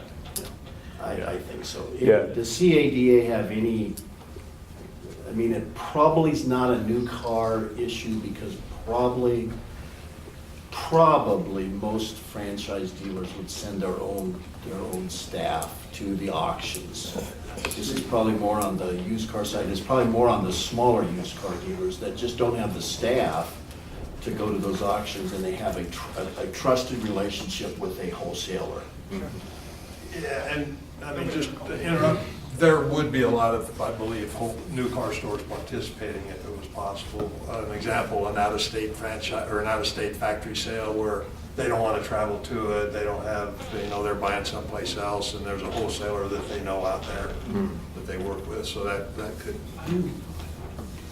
I think it'd be, and actually I think, from my experience at the auction, that's more where it was from factory sales.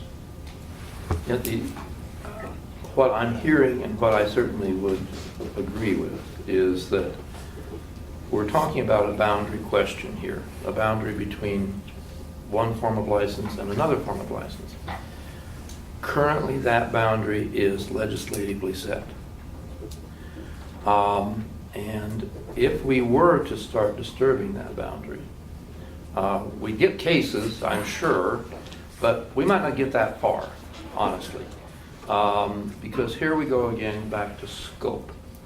And, we would be setting up an exception that OLS would look at hard.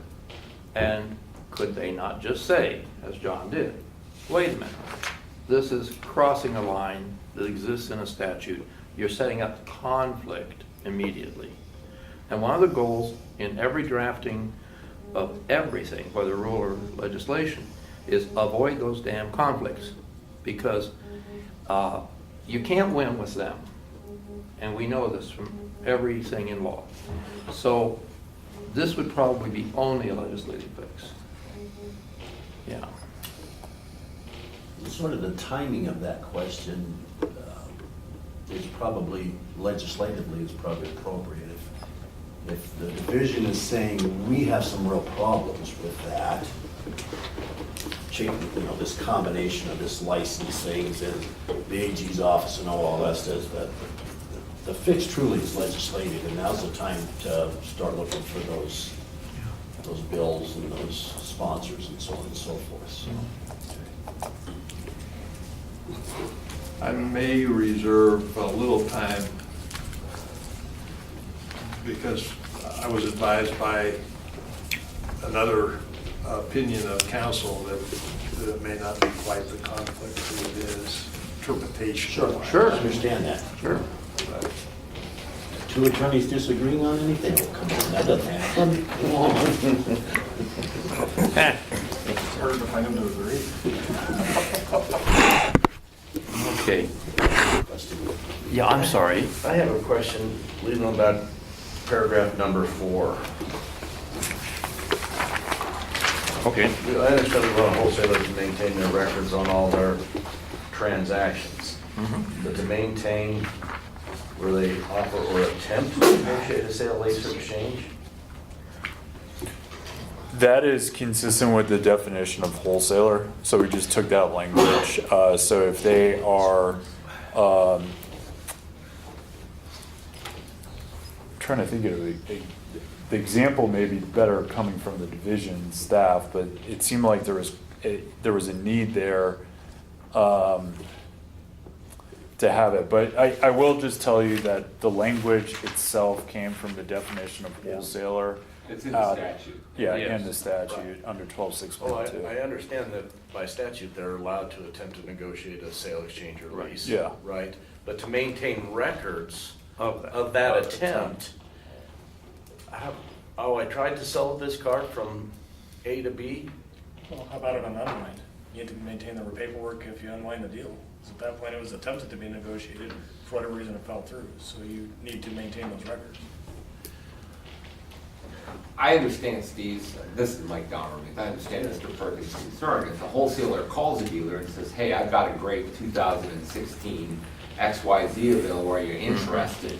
I mean, that's a communication of interest, and there's gonna be no paper record of it. And, and that's, I think the statutory language goes too far, but I don't know what we can do about it in rulemaking. In answer to Mr. Perkins. Yeah, to me, the actual transaction that does take place, that's the one that we need the record of. But I tried to wholesale a car. I called so-and-so on one day and tried to sell it to so-and-so that an hour later. It seems to go beyond record keeping, not their definition of what they can do. Right. I think you guys have been very enlightening on this, because when we just plugged that in, we were certainly not thinking about this point. And this is an incredible increase in responsibility to very often very small businesses. It would involve a lot more paper trail, and given the timelines from within which complaints could occur, they might have to maintain a very large filing cabinet full of this kind of thing. And personally, thinking back on the years when I worked with my dad's business when he was a CPA, this is a nightmare to contemplate that kind of detail if we're really only rarely going to have an enforcement question. And I don't think we have to be slavish about having that attempt to negotiate in there. It does parallel.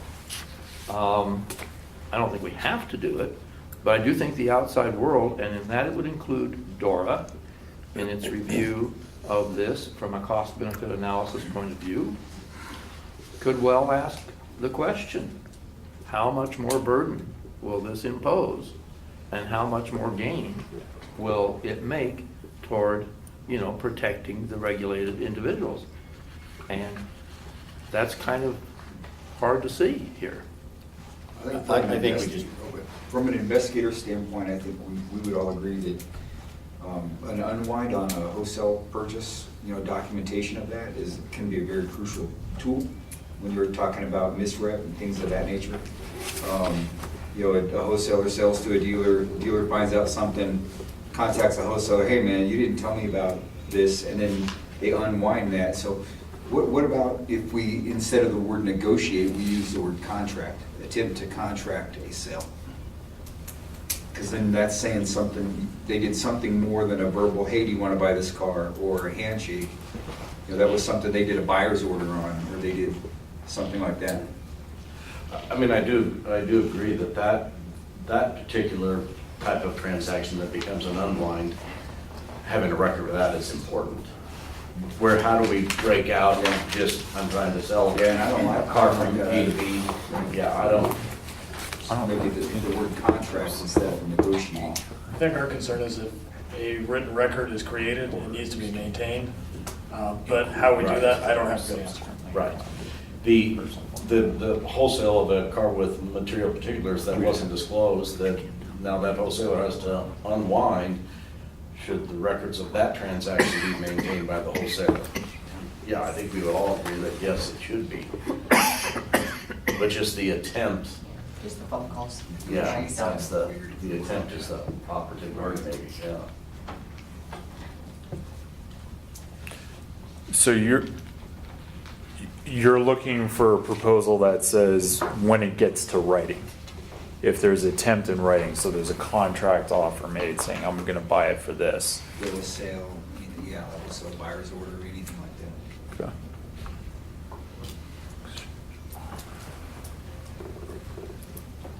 And I understand the statute says that attempt to negotiate a sale or a lease, but I don't know how a wholesaler can facilitate a lease. But in Sunset, I guess they didn't address that. They didn't think about that. Yeah. So what's the statutory? The statutory is the definition of Wholesaler. a wholesaler. So that's the definition of what the wholesaler does. This is the definition of what the books and records. Those are two totally different things. Yeah. And so for us to try to mirror that, be required to mirror that language, I think is difficult. So, yeah, we need this attempt to negotiate, I don't think can be in there for those reasons. Attempt to contract or something like that, if that will pass muster with OLLS, I think we're sort of all in agreement that once there's paperwork, you gotta maintain it. But talking to each other, wow. So how about something along these lines? A wholesaler shall maintain records of all business transactions, including the sale, offer, attempt to contract, or exchange of any interest in a motor vehicle. Now that I read that out loud, I'm concerned about the language myself.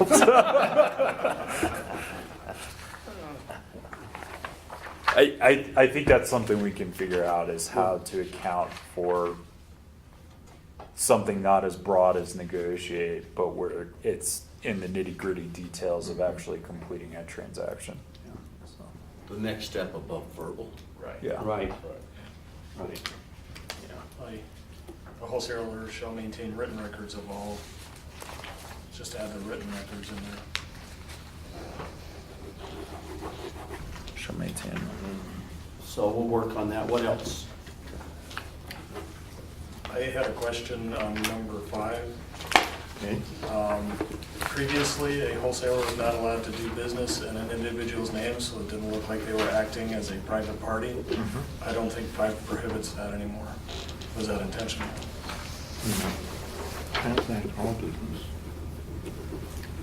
If I'm a sole proprietor, I can do business in my name. But the business name there is your name. I don't have to have a business name. If I'm a sole proprietor, I don't have to have a business name.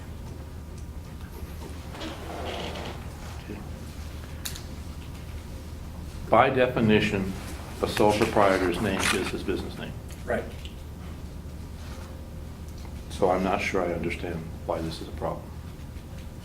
The initial intention was so that a wholesaler doesn't come across as a private party when they're buying and selling cars. Yeah. And if that's what we want, or it's okay. But that's the concern, is that having wholesalers present themselves as private parties. Yeah. Okay. I can tell you that wasn't our intent. Yeah, no. So that's the old language.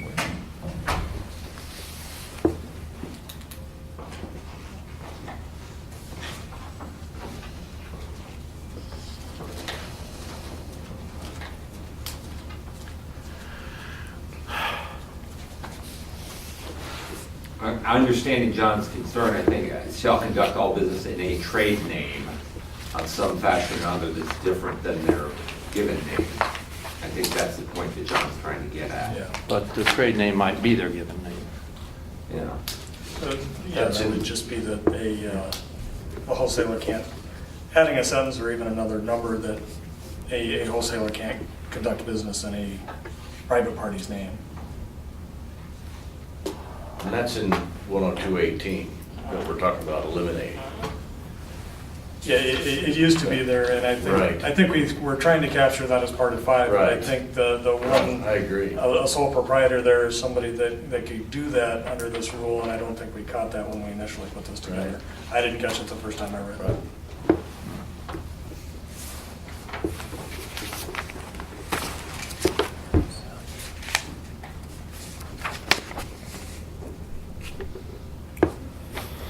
I'm sure this can be reworked. What we don't want to lose is the expansive sense of what a person is. We're talking about the very narrowest natural person definition with what John has brought up. So we're going to have to guard against losing the intent to bring in any other type of person. I can't do this right here. I think we'll just have to work on it. But I think we can improve it. Yeah. Yeah, or we can make it clear just by adding a sentence. Yeah. After it, just clarifying that.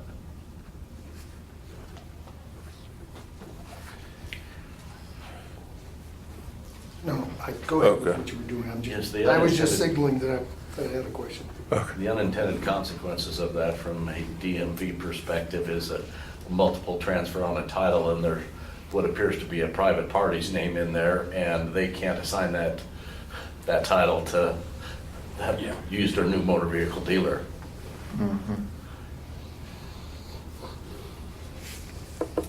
So we need to do a little work on that one. Yeah. Jerry, I can wait.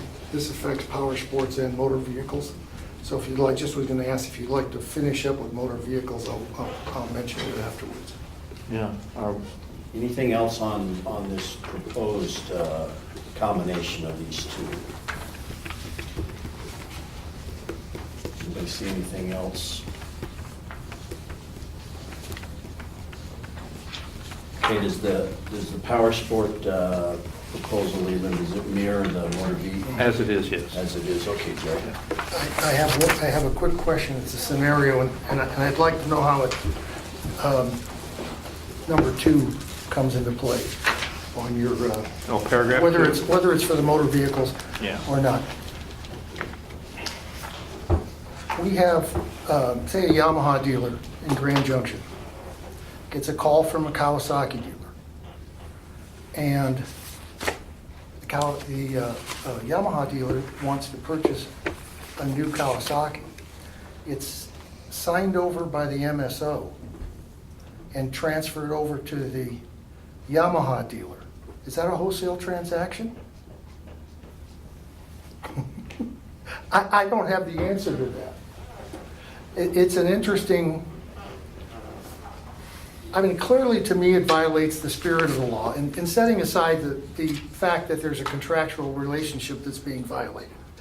But I'm taking it out of that, and I'm talking about now, does this address that? Because obviously the Yamaha dealer employs a salesman, even, at least a salesman. So And now they're transferring. It's a new or used vehicle, doesn't matter. It's wholesale, it's dealer to dealer. there's no wholesaler, there's no wholesaler licensing involved in that. It's just a dealer-to-dealer transaction, right? Yeah, that's what I was, Yeah, my so- question was on the dealer-to-dealer transaction. When it's not the same product, in other words, it's a different franchise line, does that make any difference whatsoever? No, happens every day in the. Okay, on the that's what east side. I wanted to know. I think it is a wholesale transaction, but there's not a wholesaler license. And a involved in license it. also in the chain. Right. But the question, just simply was, is the selling dealer acting, if they're acting like a wholesaler, do they need to be licensed as a wholesaler? No. No, they have that right. Good, and okay, ability thank to you. do their That's motor one. vehicle The or next, power the sports next quick scenario is, with power sports, a lot of times that happens, and then the other dealer, who may be just a used dealer, is getting a new product. And in this situation, the dealer who sells it titles it, transfers it, and they sell it as used. It's kind of a confusing. That's but- that's doable, happens all the time.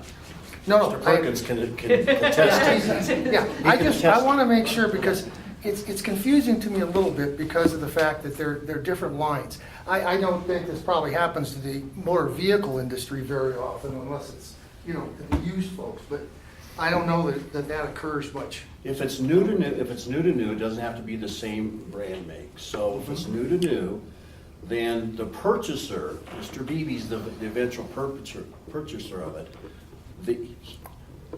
He either has to do it on the first dealer's paperwork, and the second dealer facilitates the sale of that vehicle. Facilitates, doesn't sell it, facilitates it. Now, if the second dealer wants to sell that new, if that second dealer wants to sell the vehicle, it must be done from MSO to title. The second dealer must, okay? And it happens all the time in the industry. Because there are used motor vehicle dealers that have principal places of businesses, open, posted hours, all the other things, and they don't retail any cars. They exclusively act as wholesalers. That's all they may occasionally retail a car, but typically, and they just have an expanded license. They can be a used motor vehicle dealer or a wholesaler, right? That answers my question. I didn't have anything else. I don't think we have what you're just suggesting that I'm aware of. And if we do, yeah, I didn't understand. So anyway, that's why I asked the question. So anything in the mirrored regulation that you see a problem with? No. Okay. Then we're ready to move on. Rule pair 4.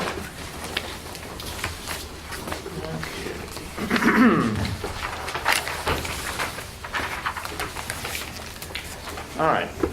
Ironically, this is the only regulation that deals with a wholesale motor vehicle auction dealer as such.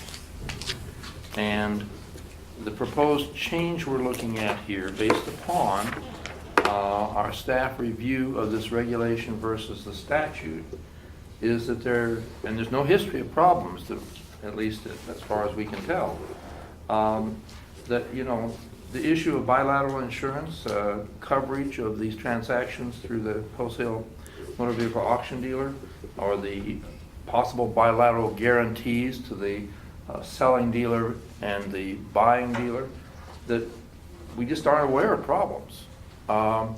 I think, Todd, if you're aware of problems, this would be certainly a good time to say so. Okay. So what we're looking at here is the elimination of what may be an unnecessary rule. It adds very little, and if anything. And so that's our current proposal with this. And of course, there's no power sports version. And unless there be some, well, it can't be, because there's no such entity in the licensing spectrum of the power sports Part 5 of the law. So I'm kind of like, that's the end of our story. Is there any more that somebody else wants to add? Todd? I do have an addition. There, individuals that I talk to have no issue with the deletion of the rule. And we've talked about this before in other visits about mobile auctions and off-site sale auctions. And I'm guessing that this is going to be statute under some other rule and not being able to include something like that here if everyone so agreed that it was something that would be all right to do. As far as an auction going off-site and holding a wholesale auction dealer holding an off-site sale at another dealer with doing a mobile auction, basically. Huh. But the attachment to this statute would not exist for that. That would be a rulemaking that would be under 126102 under, Yeah. principal place of business and off-premise We'd have to- sales. Right. Because this statute really doesn't talk about that, so attaching a reg here, to me, doesn't No. seem to fit. Okay. No, not here. That's a curious question. I mean, this is the first I've heard of an off-premise auction. And when we talked about off-premises last year, this obviously didn't come up. I don't know. Theoretically, we could just expand that, off-premises regulation to include this kind of opportunity. And if so, what kinds of differences it would make? It could be a separate paragraph in that rule if we revise that rule. Not sure. Is there some, you and I real briefly discussed this, I think, is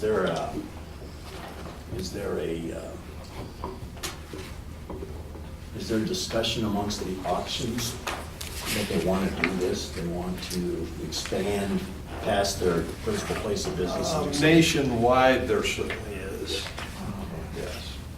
Because we How have that would trickle down into Colorado yet. There used to be individuals that would go to mainly new car stores to sell the trades that, instead of taking them to the auction, they would just sell their trades in a group, using an individual auctioneer to do it with all the dealership paperwork. Instead of just taking written bids for the cars that they currently do, there was actually a live auctioneer at the dealership site. And this was many years ago, the one that I'm aware of. But that wasn't wholesale No. auto auctions Correct. conducting it. That was licensed motor vehicle Yep. dealers conducting Yep. it. They were They selling their hired- product in their own Yeah, way. they hired an Yeah. auctioneer, a person. Yeah, I did. remember that. Yeah. So this is just an expansion on that where it saves potential transportation to a off-site facility. They could accumulate their inventory and have an auction company come in and, guaranteed titles, guaranteed checks, the whole bit. And that's a whole different kettle of fish than Absolutely. this particular regulation. And there Yeah, might be that's- a way, if we sit down and talk, to figure out do we need a new regulation under 102, or is it already there? And we Yeah. just need to look at it from a different perspective.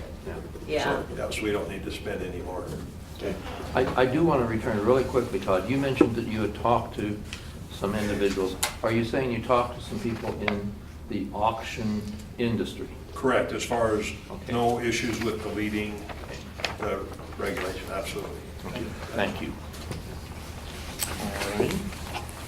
We're at the top of the hour. Are we at 5, Leland? Yes, we We're going are. to discuss 5. Do you want to take a 5 to 10 minute break and do 5, 6, and 7 when we come back? If I can do that? Okay, 10 minutes.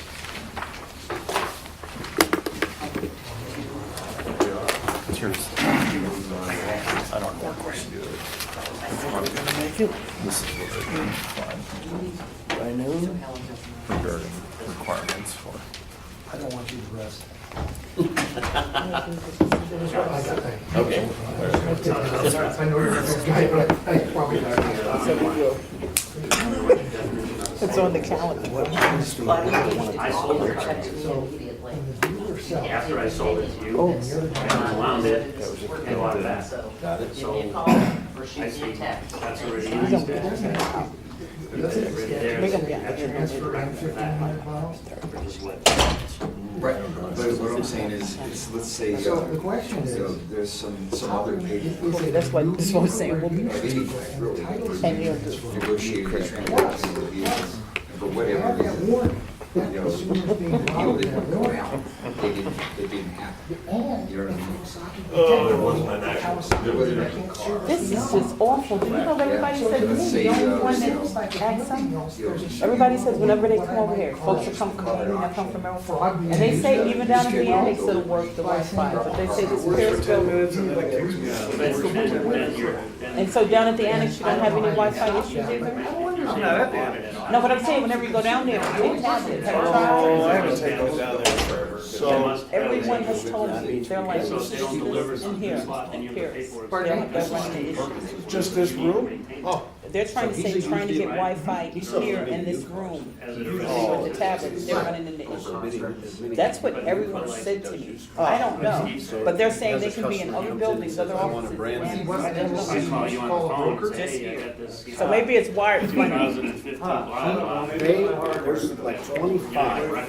What if the guy, what if By the way, you did I don't know how out you do this, but go there? ahead. And There's about whatever 25 least, dealers like, I don't know. that do that business. Guys who fill out the buyer's order. Refer to themselves as brokers. I don't know. No such thing in the So the statute. we drive They the car refer to themselves. So with the the answer to your used car simple manager? question is yes.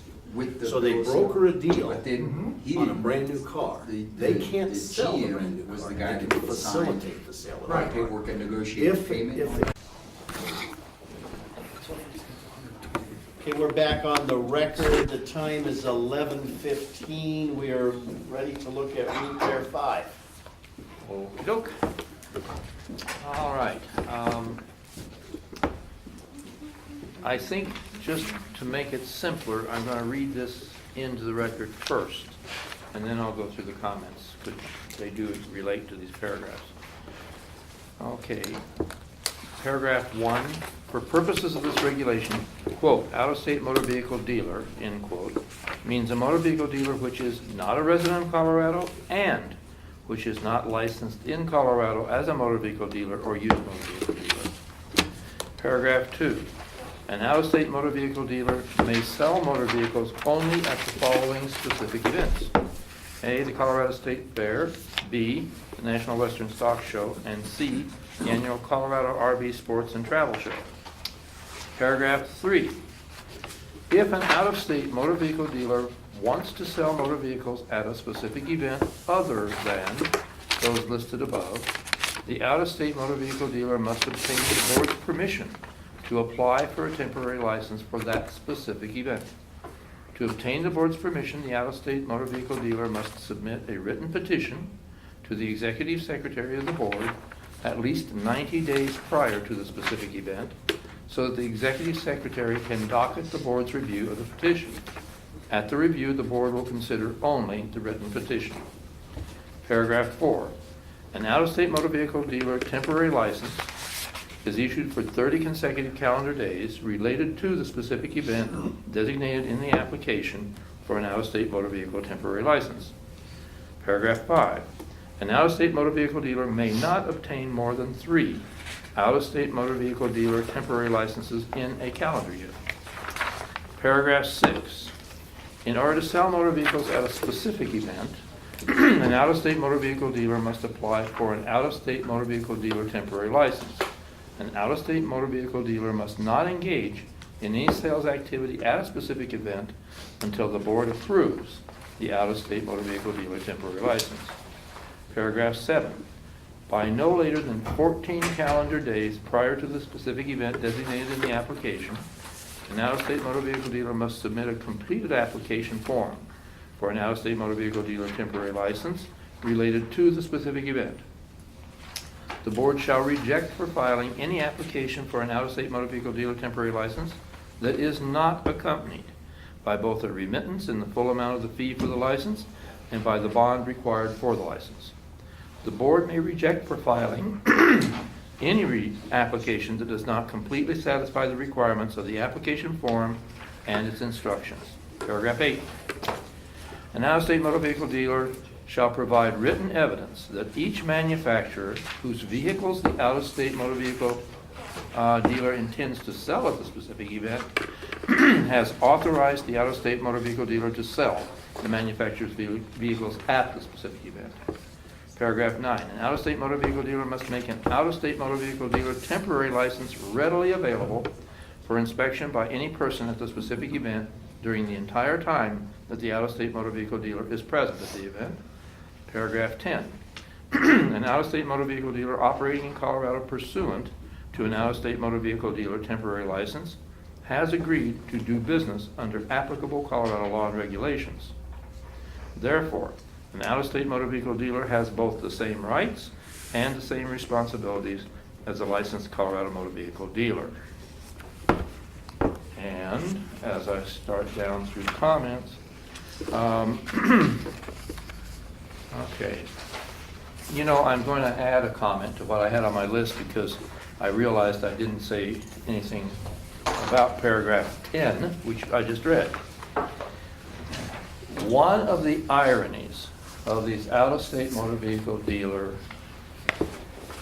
permits to do these functions is that there is no, as far as we can tell, state requirement that they register at the Secretary of State's office as a foreign corporation doing business in Colorado. Okay, so paragraph 10 is designed to place them and the rest of the world on notice that they are accepting that responsibility in the same fashion they would if they had declared their presence through the Secretary of State's office. That's the intent of that paragraph. Okay? Just so now I can go back to what I had outlined before. Okay. In last year's rulemaking, the board adopted a complete, detailed revision of the provisions for dealers in Colorado to obtain off-premise sales permits. The staff consciously paralleled the revision of the existing rule, meaning the rule that for the off-premises sales, wherever we could see the parallel was valid. This was done to ensure that the process for both was consistent wherever it could be. Then paragraph or comment 2, clarity of the term out-of-state motor vehicle dealer was deemed by the staff to be essential. Paragraph 1 of this proposed draft deals with that definition. To merely say non-resident person or entity is not sufficient to qualify the uniqueness of the entity type for this rule. The board licenses many non-resident entities as dealers in Colorado, and they would not be qualified for this unique designation. However, a non-resident dealer that is also not licensed in Colorado as a dealer captures the category. Paragraph 3. Okay, maybe it's not paragraph 3. Okay, the traditional limited list of possible events was retained in paragraph 2 with a slight revision because it appeared that one of those events had changed its official name. Okay, that'll happen. Then the staff has become aware that at least one out-of-state dealer in ambulances would like to be able to attend an ambulance-related larger event that transpires annually in Colorado. Under the current regulation, there is no provision for that dealer or for any other dealer who may be able to identify any other regularly occurring event to obtain the board's permission to attend that event that is not on the current list of the 3 approved venues. Therefore, the staff laid out paragraph 3, which would set up a preliminary review of a petition by an out-of-state dealer related to a specific non-licensed or non-listed event. The petition was visualized as its own separate document, advanced to the board at least 90 days before the non-listed event, and providing sufficient information as part of the petition for the board to rule on the event without recourse to a hearing. The board could turn the petition down or could authorize the event for the petitioning out-of-state dealer. In the latter case, if that's where they approve it, that out-of-state dealer would still have to follow through with all the requirements otherwise set out in the rule before it could obtain the actual license to appear and sell at the event.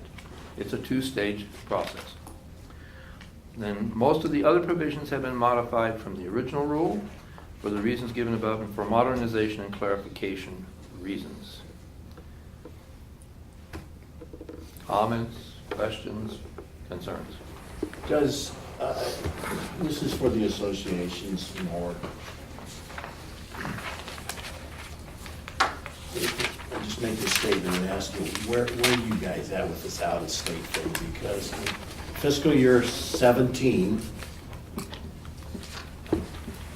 we had one license was issued. In fiscal year 18, 0 were issued. So it was a very short regulation that had no interest from out of state, or none were issued. I shouldn't say no interest. None were issued. None were turned down that I know of. One was issued in the last 2 years. And now we've taken a fairly short regulation and expounded it into something that is, in my humble opinion, highly complicated. And this is some of the discussions I've had with Leland and Brad, is why they feel that it needs to go that way, and I've accepted that. But I'm also worried now about staff training around this issue and how we're going to, if it goes forward as it is. So where are the associations with out-of-state dealers coming into the state? It's a commerce issue. I don't know that you can ever eliminate that ability to do that, but I'm just looking for some discussion. I wasn't aware it was a big issue either, so, I mean. On the new car dealer side, most of this activity would be prohibited by the franchise agreement. Doesn't mean a new car dealer is not going to try it, but if it happened and it became a problem for new car dealers in the state, I think their remedy would be to go to their manufacturer and say, hey, this dealer from, just to use an example, Oklahoma, is showing up at events in Colorado and selling new cars. So from the new car dealer standpoint, this I think is a non-issue. And having a detailed regulation such as Leland's put together here is consumer friendly, because all of this is designed to protect the consumer, to make sure that an out-of-state dealer is going to comply with our unique rules and obligations in whatever they do in the state. That's my take on it. And my guess is the one, just a guess, but my guess is the one that we approved was probably a trailer, probably, but I was just taking a guess. So, right.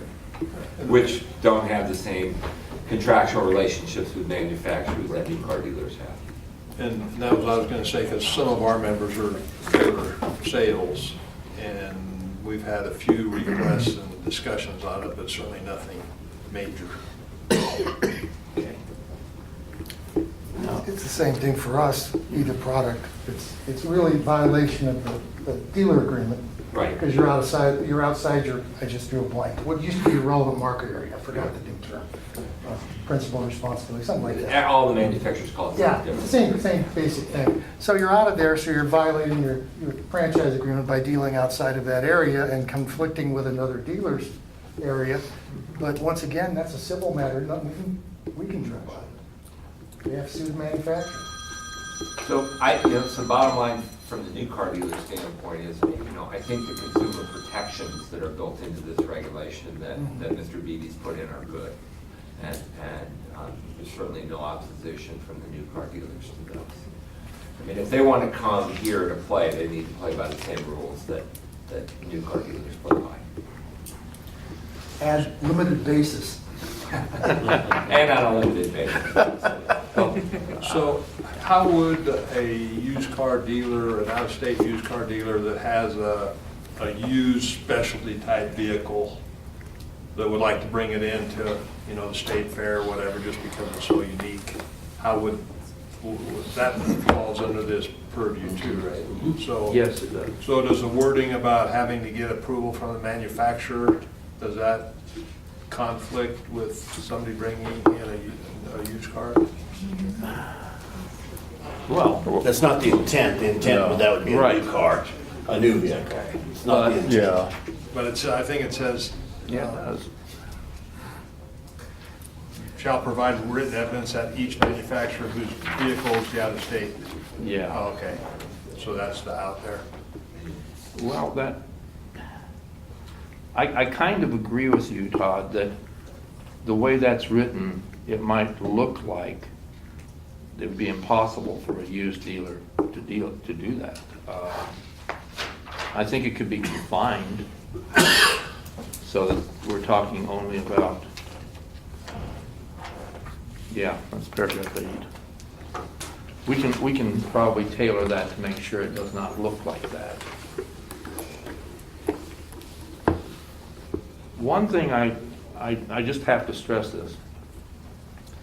I had, probably in the last year, 3 hours total conversation with an ambulance guy.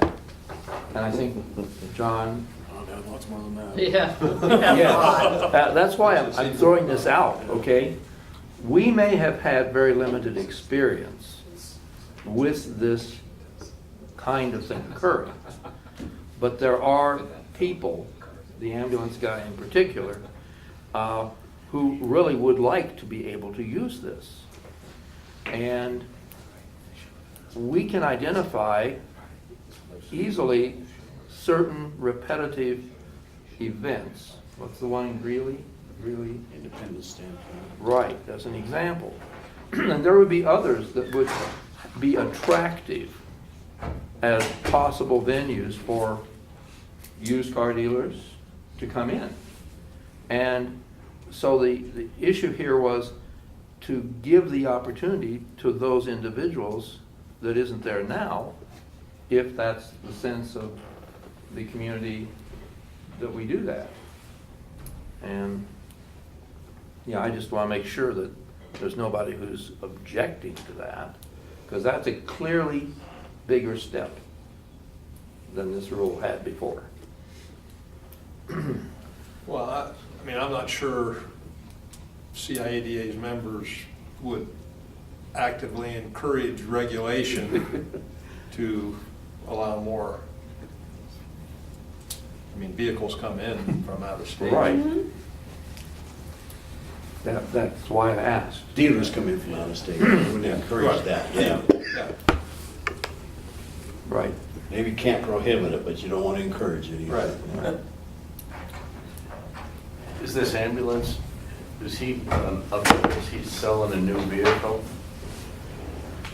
Is he, manufacturers have outfitters? There's a couple of them. There's one that gets the chassis from Ford and gets an MSO, and then they build the body and they get a second MSO, and then those MSOs have to be combined. Right. And then there's another one that buys the chassis and buys a van, for lack of a better way to put it, and then upfits it. And so they're selling it used.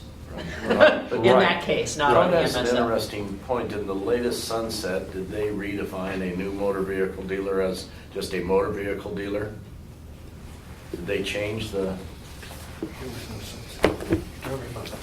It is a new motor vehicle dealer is just called a motor vehicle dealer. So when you read this proposed change and it speaks to motor vehicle dealer, are we talking about under our definition of a motor vehicle dealer, or are we talking in general about an out-of-state motor vehicle dealer that could be either new or used? That's a good point. Because right now it's used motor vehicle dealer or motor vehicle dealer Right. for our statute. Yeah. So maybe we should capture both of those. We need. It's a good catch. Yeah, good catch. That's kind of interesting. Okay. Give me a second. But the statute says,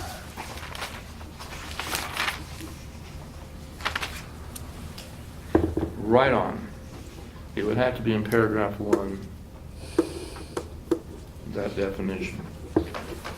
So means a motor vehicle dealer or used motor vehicle dealer.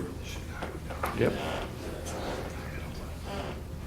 Well, and in the statute, I mean, it just says out-of-state dealer, but I think that's Yeah. like the generic for anybody who sells cars, whether they be a Right. wholesaler, a used motor vehicle dealer, or a franchise motor vehicle dealer, but maybe we do need to nail that down a little bit better and provide some clarity. Because somebody will ask the question. Yeah, I'm a wholesaler, that doesn't pertain to me, I'm a Right. wholesaler, and I'm gonna come in here and sell to other dealers. Yeah. Yeah, we better do. Okay, we'll fix that. We'll have to add that throughout. Yeah. Okay. Anything else? And Jerry, did you see any reason why there'd have to be anything unique? Okay. Okay, so we could move on to Rule Pair 6. Once I get there.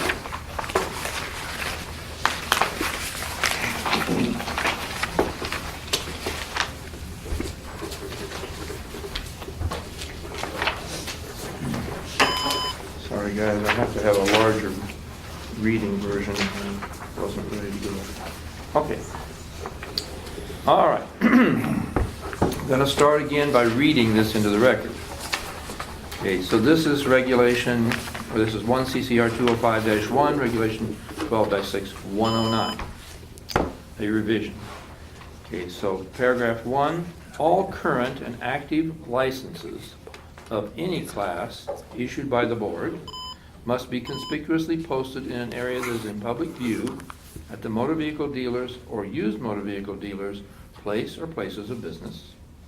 Paragraph 2, during the posted hours of operation for each location of a motor vehicle dealer's or used motor vehicle dealer's business, a dealer shall not sell, lease, exchange, rent, with option to purchase, offer, or attempt to negotiate a sale, lease, or do an exchange of an interest in a motor vehicle, unless that activity is performed by a motor vehicle salesperson licensed to that dealership or by an owner or part owner of that dealership who is authorized to act as a motor vehicle salesperson under that motor vehicle dealer's or used motor vehicle dealer's license. Okay. Now, the proposed revisions that are now read into the record were created for the following reasons. The current version of the rule deals only with the salesperson dash licensing provisions of the authorizing statute. However, the staff believes the posting of any license issued by the board that is relevant to the business of the licensee is covered in the statute and should be made part of the rule. This really amounts to very little. So if you're a used motor vehicle dealer, you have a license for that, you post it. If you have salespeople, which usually they do, you post those. Those are the licenses that get posted. Same for me. Okay. The current rule deals with only the first paragraph of the authorizing statute. The board has experienced many problems related to dealerships being open without licensed salespersons and without owners authorized to sell. Sales activities go on with persons who should not be selling vehicles at all. Without a rule addressing this issue head-on, the staff believes the absence of a rule invites unlicensed sales activities that on their face are illegal and frequently create enforcement issues for the board. The staff also believes it's important to mirror in the rule the operant language of sales activities found in the statutes in order to capture the whole range of those activities that are prohibited without a salesperson or owner authorized to sell conducting those activities. And with that, how about comments? Yeah. Matthew Grove, CDA. So this is sort of related back to the phone call that Bruce and Chris and I had a couple of days ago. We have a dealer whose manufacturer is asking them to rebrand. And they currently sell, I guess, multiple types, multiple makers under one roof. And the recommendation was that they go out and get a separate dealer license for each DBA that they have. This would, I think, make each of their salespeople have 3 separate salesperson licenses and 3 separate bonds to work under one rooftop and one taxpayer identification number? Yeah. It wouldn't make it, this wouldn't make it, well, It's still a business decision. We Right. have dealerships that have multiple lines that only choose to have one license. And if something happens with that one license, the whole thing goes down the tubes. right. You know, and there's, license number one is that way, I will Right. tell you. So they have a bunch of different kinds all under one roof. So they only have to have the salespeople licensed to one. But then you have people like a former board member, Mr. Medved, has chosen to do it. I'm gonna do, you know, the Chrysler store, I'm gonna do the Hummer store, I'm gonna do the Yeah. Kia, whatever else he's got. And he gets different salespeople licenses for all his different entities. But it keys back to what you're doing business as. Right. The DBA, right? That you're required to do all your business under. You can have multiple franchises under that DBA. And you can have multiple things under the same roof. Right. It depends on, I guess that would be your business decision, how you wanna, like Christopher's Dodge World has Christopher's Dodge and Christopher's Mitsubishi under the same roof, but has two different licenses. And I don't know if that's because the manufacturers wanted it that way, or if they made a conscious business decision to do it that way. Well, I think the manufacturers wanted to do it that way. I mean, the Hummer rule that, I don't know, that was Mr. Medved's choice, and it was crafted out if there's common ownership, has to be in place. You can't have separate ownerships if the two entities are under one roof. Yep. But I think that does trigger multiple sales license, would have to have 3 bonds and 3 licenses if there was, that's a little different than this. A couple of things. Is electronic posting not a conversation today? Does posting of a license, a paper license, conspicuous in a dealership's place of business? Do we still have to do that? By statute, does? The statute says Display. display. Yeah.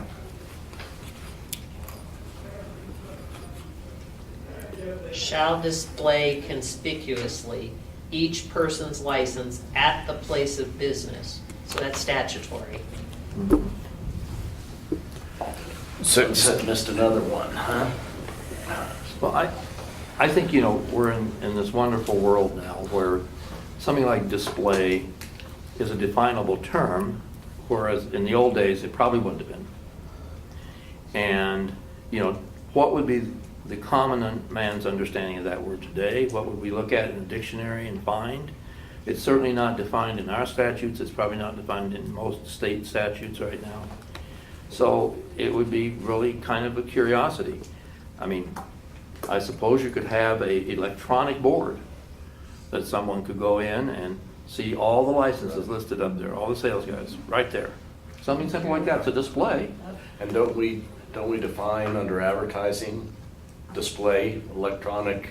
Yes. As, so we. There we do. There we do. We did that when we came out of the, Yeah. the task force, yes. So, If I think that there's a time where we shouldn't have to hang licenses in the hallway to the bathroom. Right. In our dealerships. Which is for most people. And that's conspicuous, Yeah. I guess. Yeah. But from a consumer protection issue, let's look at it from strictly a consumer protection issue. We do have consumers. We do have consumers that want to walk in, not a lot, don't get me wrong, we don't want to over dramatize this, but we have consumers that, they want to walk in and they want to look at that license. They want to make sure that that person is licensed. So when you get your hair cut, almost everybody displays their license right there, so you can clearly see it when they're sitting in the chair. I mean, it's just, there is a certain amount that wants that, so. Yeah. Number 2, and I'm not sure, am I reading this though, that you only get to negotiate, of course, if you're licensed, but during posted hours of operation? Am I confused by how that reads? So we received some feedback just internally from division staff that This is already covered. I think there was miscommunication in our previous meetings or misunderstanding. So there's discussion about just removing this because this is getting at what 12.6, 118, 3N covers employing an unlicensed salesperson that is engaging in the activities of a salesperson. And so the other thing was, I think what you're talking about is posted hours. Not all hours have to be posted. So if we keep it in, it would take out the word posted and just say maybe during the hours of operation. Because that would open up wide open. You could, yeah. The initial attempt at this was if a dealership's open, there should be a licensed salesperson on premises. Right. Right, but you're gonna get, we'll get a lot of negative feedback from the industry on that, a lot. Yeah. On what, on the posted? No, if you're open, you have to have a licensed salesperson there. We'll get a lot of negative feedback from the smaller dealerships that have somebody there that is just gonna take, they're gonna say he's gonna take appointments, type situation. Now, do I think there should be a salesperson there? Yes, I do, but realistically, if it's a business that has only the owner, and the owner needs to go to the auction, but he wants to have that person open, he wants to have his or her wife, or the detail guy. The detail guy to be able to say, yeah, that car's for sale, that car's for sale, that car's for sale. I can't negotiate anything, but you can certainly walk through the lot and look at them. The owner will be back at this point in time. Is the business open during that period of time? Then you debate, is the business really open for the sale of vehicles at that point in time? Somebody could answer that, no. I mean, what we're trying to accomplish is we're trying to close this loophole of unlicensed sales, because as you well know, there is time after time after time that's happening. And if you have a detail guy sitting behind the desk, is he or she going to attempt to negotiate the sale of a vehicle? There's probably a fairly significant chance they are. But can we in regulation require that? And that's for your association to weigh in, because it's your association that would have probably the most comments on that. I would make it impossible for a lot of the smaller dealerships to comply with the hours. I mean, if you can't go get inventory, you can't run to the bank, and you're closed during all that period of time. Somebody's gonna try and knock on the door to see about a specific car, not knowing that the owner's gonna be back there in an hour to come back. So that'd be a terrible hardship for a lot of our. But it seems like the unlicensed sales, I mean, some of them are smaller dealers, but some of them are the bigger ones where there's more licenses to keep track of versus trying to slip one through that is licensed. Because if you've got somebody who's there, you can get them licensed as a salesperson. Yeah. The Well, not cost. necessarily. The detailer may not qualify. He may not be bondable, he may not. Yeah. He just can't sell. Right. Well, I guess to kind of bring a little closure to this, if we have further staff discussion over the question of the adequacy or confusion potential of having the existing statute regarding unlicensed sales activity and then throwing this piece in, is anyone going to have heartburn if this second paragraph disappears? I kind of think it's already covered someplace else. I think it needs to disappear. Yeah, I think that's the point, is, we're likely to remove it. Okay? And I agree with Mr. Perkins. I think he was the one that said that the wording is a little odd with the posted hours. Because if you're posting your hours, but you close at 4 and you've got a customer still there till 6, I'm sorry, it's after 4, I can't sell you this vehicle. No, we'd have to make that. Yeah. Okay, so that one's gonna be We're struck. talking about Sunday sales. Yeah, let's put that in. I wanted to raise the issue of how you can conspicuously display your license for internet sales. I knew you, the advertising, we wrestled with all that. Yeah. This might take us 18 months, Michael, to answer that We've got a question. program on that in New Orleans, by the way, so Yeah. it'll be Yep. interesting. They could scan and upload it to their website. They certainly could. but place nobody it is. does. Yeah, that's Maybe just take a photo of it and put it as the background on the website. You know, when you go to a dealer's website on Sunday and that little person pops up in the corner and says, "How can I help you?" and they're probably in Bangalore. Push that at the table. And where it's Monday in Bangalore. It's all good. That begs the question of how far can salesmen go on the phone when a customer calls? I don't know. Mr. Blue, do you have anything on the other side? No, sir. If we remove number 2, you're okay on the other side? Yeah, the first sentence is problematic. Yeah. On number 2? Yeah. Yeah. Okay. Probably go out. So rule group 7, rule pair 7.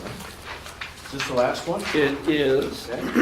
So we can, this is the penultimate moment. Okay. All right, let me read it into the record quickly here.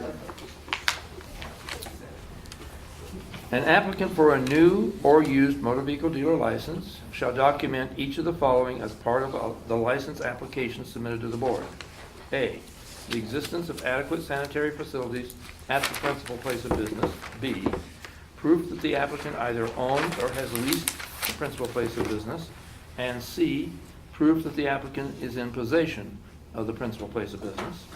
Paragraph 2, a licensee applying for an additional location for the licensee's new or used motor vehicle business shall document each of the following as part of the additional location application submitted to the board.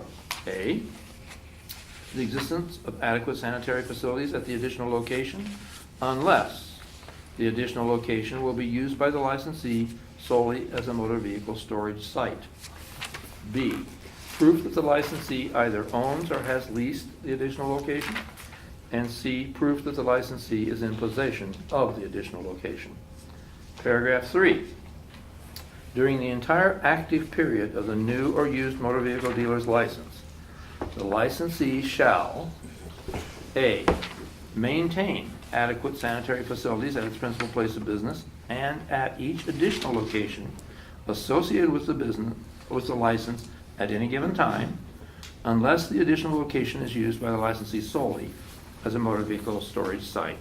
B, maintain through ownership or lease the licensee's right to occupy its principal place of business and each additional location approved by the board, unless the licensee has notified the board that it relinquished a previously authorized additional location. And C, continue to be in possession of the principal place of business and each additional location approved by the board, unless the licensee has notified the board that it relinquished a previously authorized additional location. Then, last paragraph, 4, as used in this regulation, quote, adequate sanitary facilities, end quote,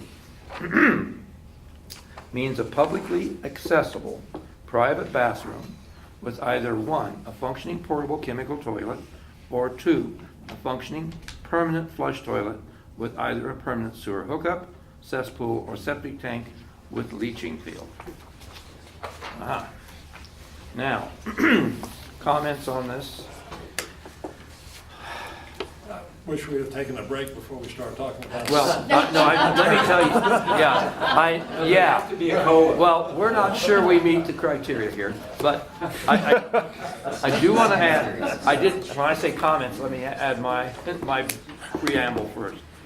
Okay, it's important to capture the process of licensing applications and ongoing license requirements in a coherent, unified rule. I mean, we're not saying one time only you do this. We're saying you do it, you keep it up. These are consistent requirements across a license. 2, It's important to address not only the original and ongoing sanitary facilities requirement for each place, but also to address the initial and ongoing requirement as a continuing right of the dealer to occupy the places of his business as well as the dealer's continuing possession. So these are just concepts, but they're concepts that are very fundamental. If we require them in the beginning, we have to require them as a continuing thing.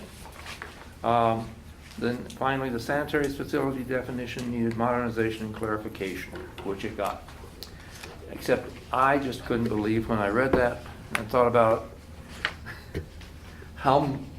what they thought of at the time that they did it originally, you know?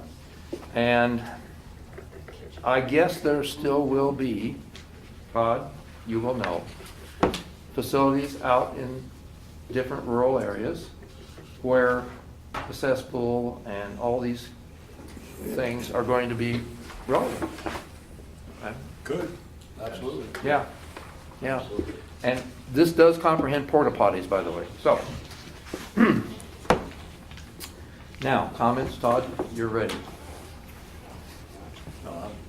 I'm good. Oh, okay. All right. Leland, I think we have to visit this whole new definition for new motor vehicle dealer and used motor vehicle dealer. We have to go through here and identify both. We can call them new or used motor vehicle dealer.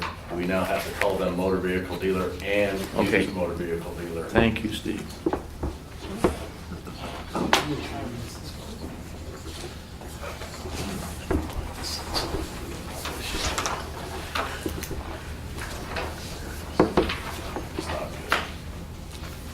That's an easy fix. I was not very happy with the sunset review this past year, so I've read a lot of it. And you're going to make sure we mind that store. Good for you. Okay.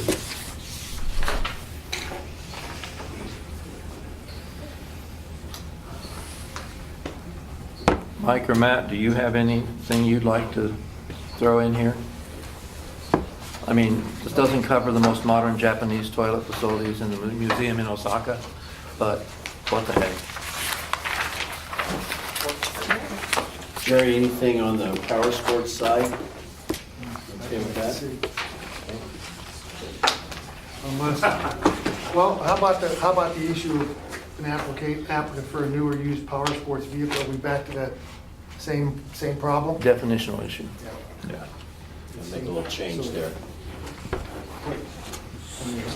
We'll look at the entire set of rules for that to make sure we're consistent, okay? One request is when you make the changes that we've been talking about, I know there's some in place, we submit red lines to the working group here. That's much easier to quickly review. And can that be done? I don't know. The current process emerging from this, if this is the final meeting, is to fix it and then go forward with the notice. Okay, I thought we were gonna have another meeting on September 11th. Maybe I misunderstood.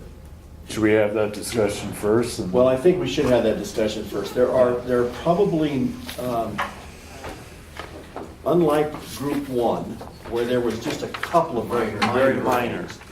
This one, we don't have as many as I expected, but we have some changes to be made. So I guess I want to be safe here, and safe would be to have another meeting. And the meeting may only last an hour. Right. But I think the safety of it would be have another meeting. And I didn't remember, Leland and Beth, when you set the calendar up, I just didn't remember this, but we're looking at September the 11th. Yes, that's the day. That's the day. And so if we have a second meeting at 9 a.m. on September 11th, is everybody okay with that based upon my rambling, what I just said? We come back together and take a look at it and see if we can come to some kind of consensus. The better chance we have a consensus, the better the rulemaking hearing will go. It doesn't necessarily mean that the board isn't going to make some changes, because that's in their purview, but it'll go smoother if we are close to consensus. So I would say we need another meeting. Do we have the room booked already? Yes. Okay, awesome. And we will send you the revisions in advance so that you have time to look those over. Because I would expect us to finish those revisions by this time next week. Yeah, and we could try to do a red line version and a clean version. That would save time. Yeah. Thank you very Yeah. much. Anything else that the group needs to cover today? Okay. We'll see you back here on September the 11th, and Leland will be sending out a new blast on prior to that. So, thank you all for attending. For the purpose of the record, we're concluding Group 2, number 1, meeting number 1 at noon. Thank you all. I think it really helps.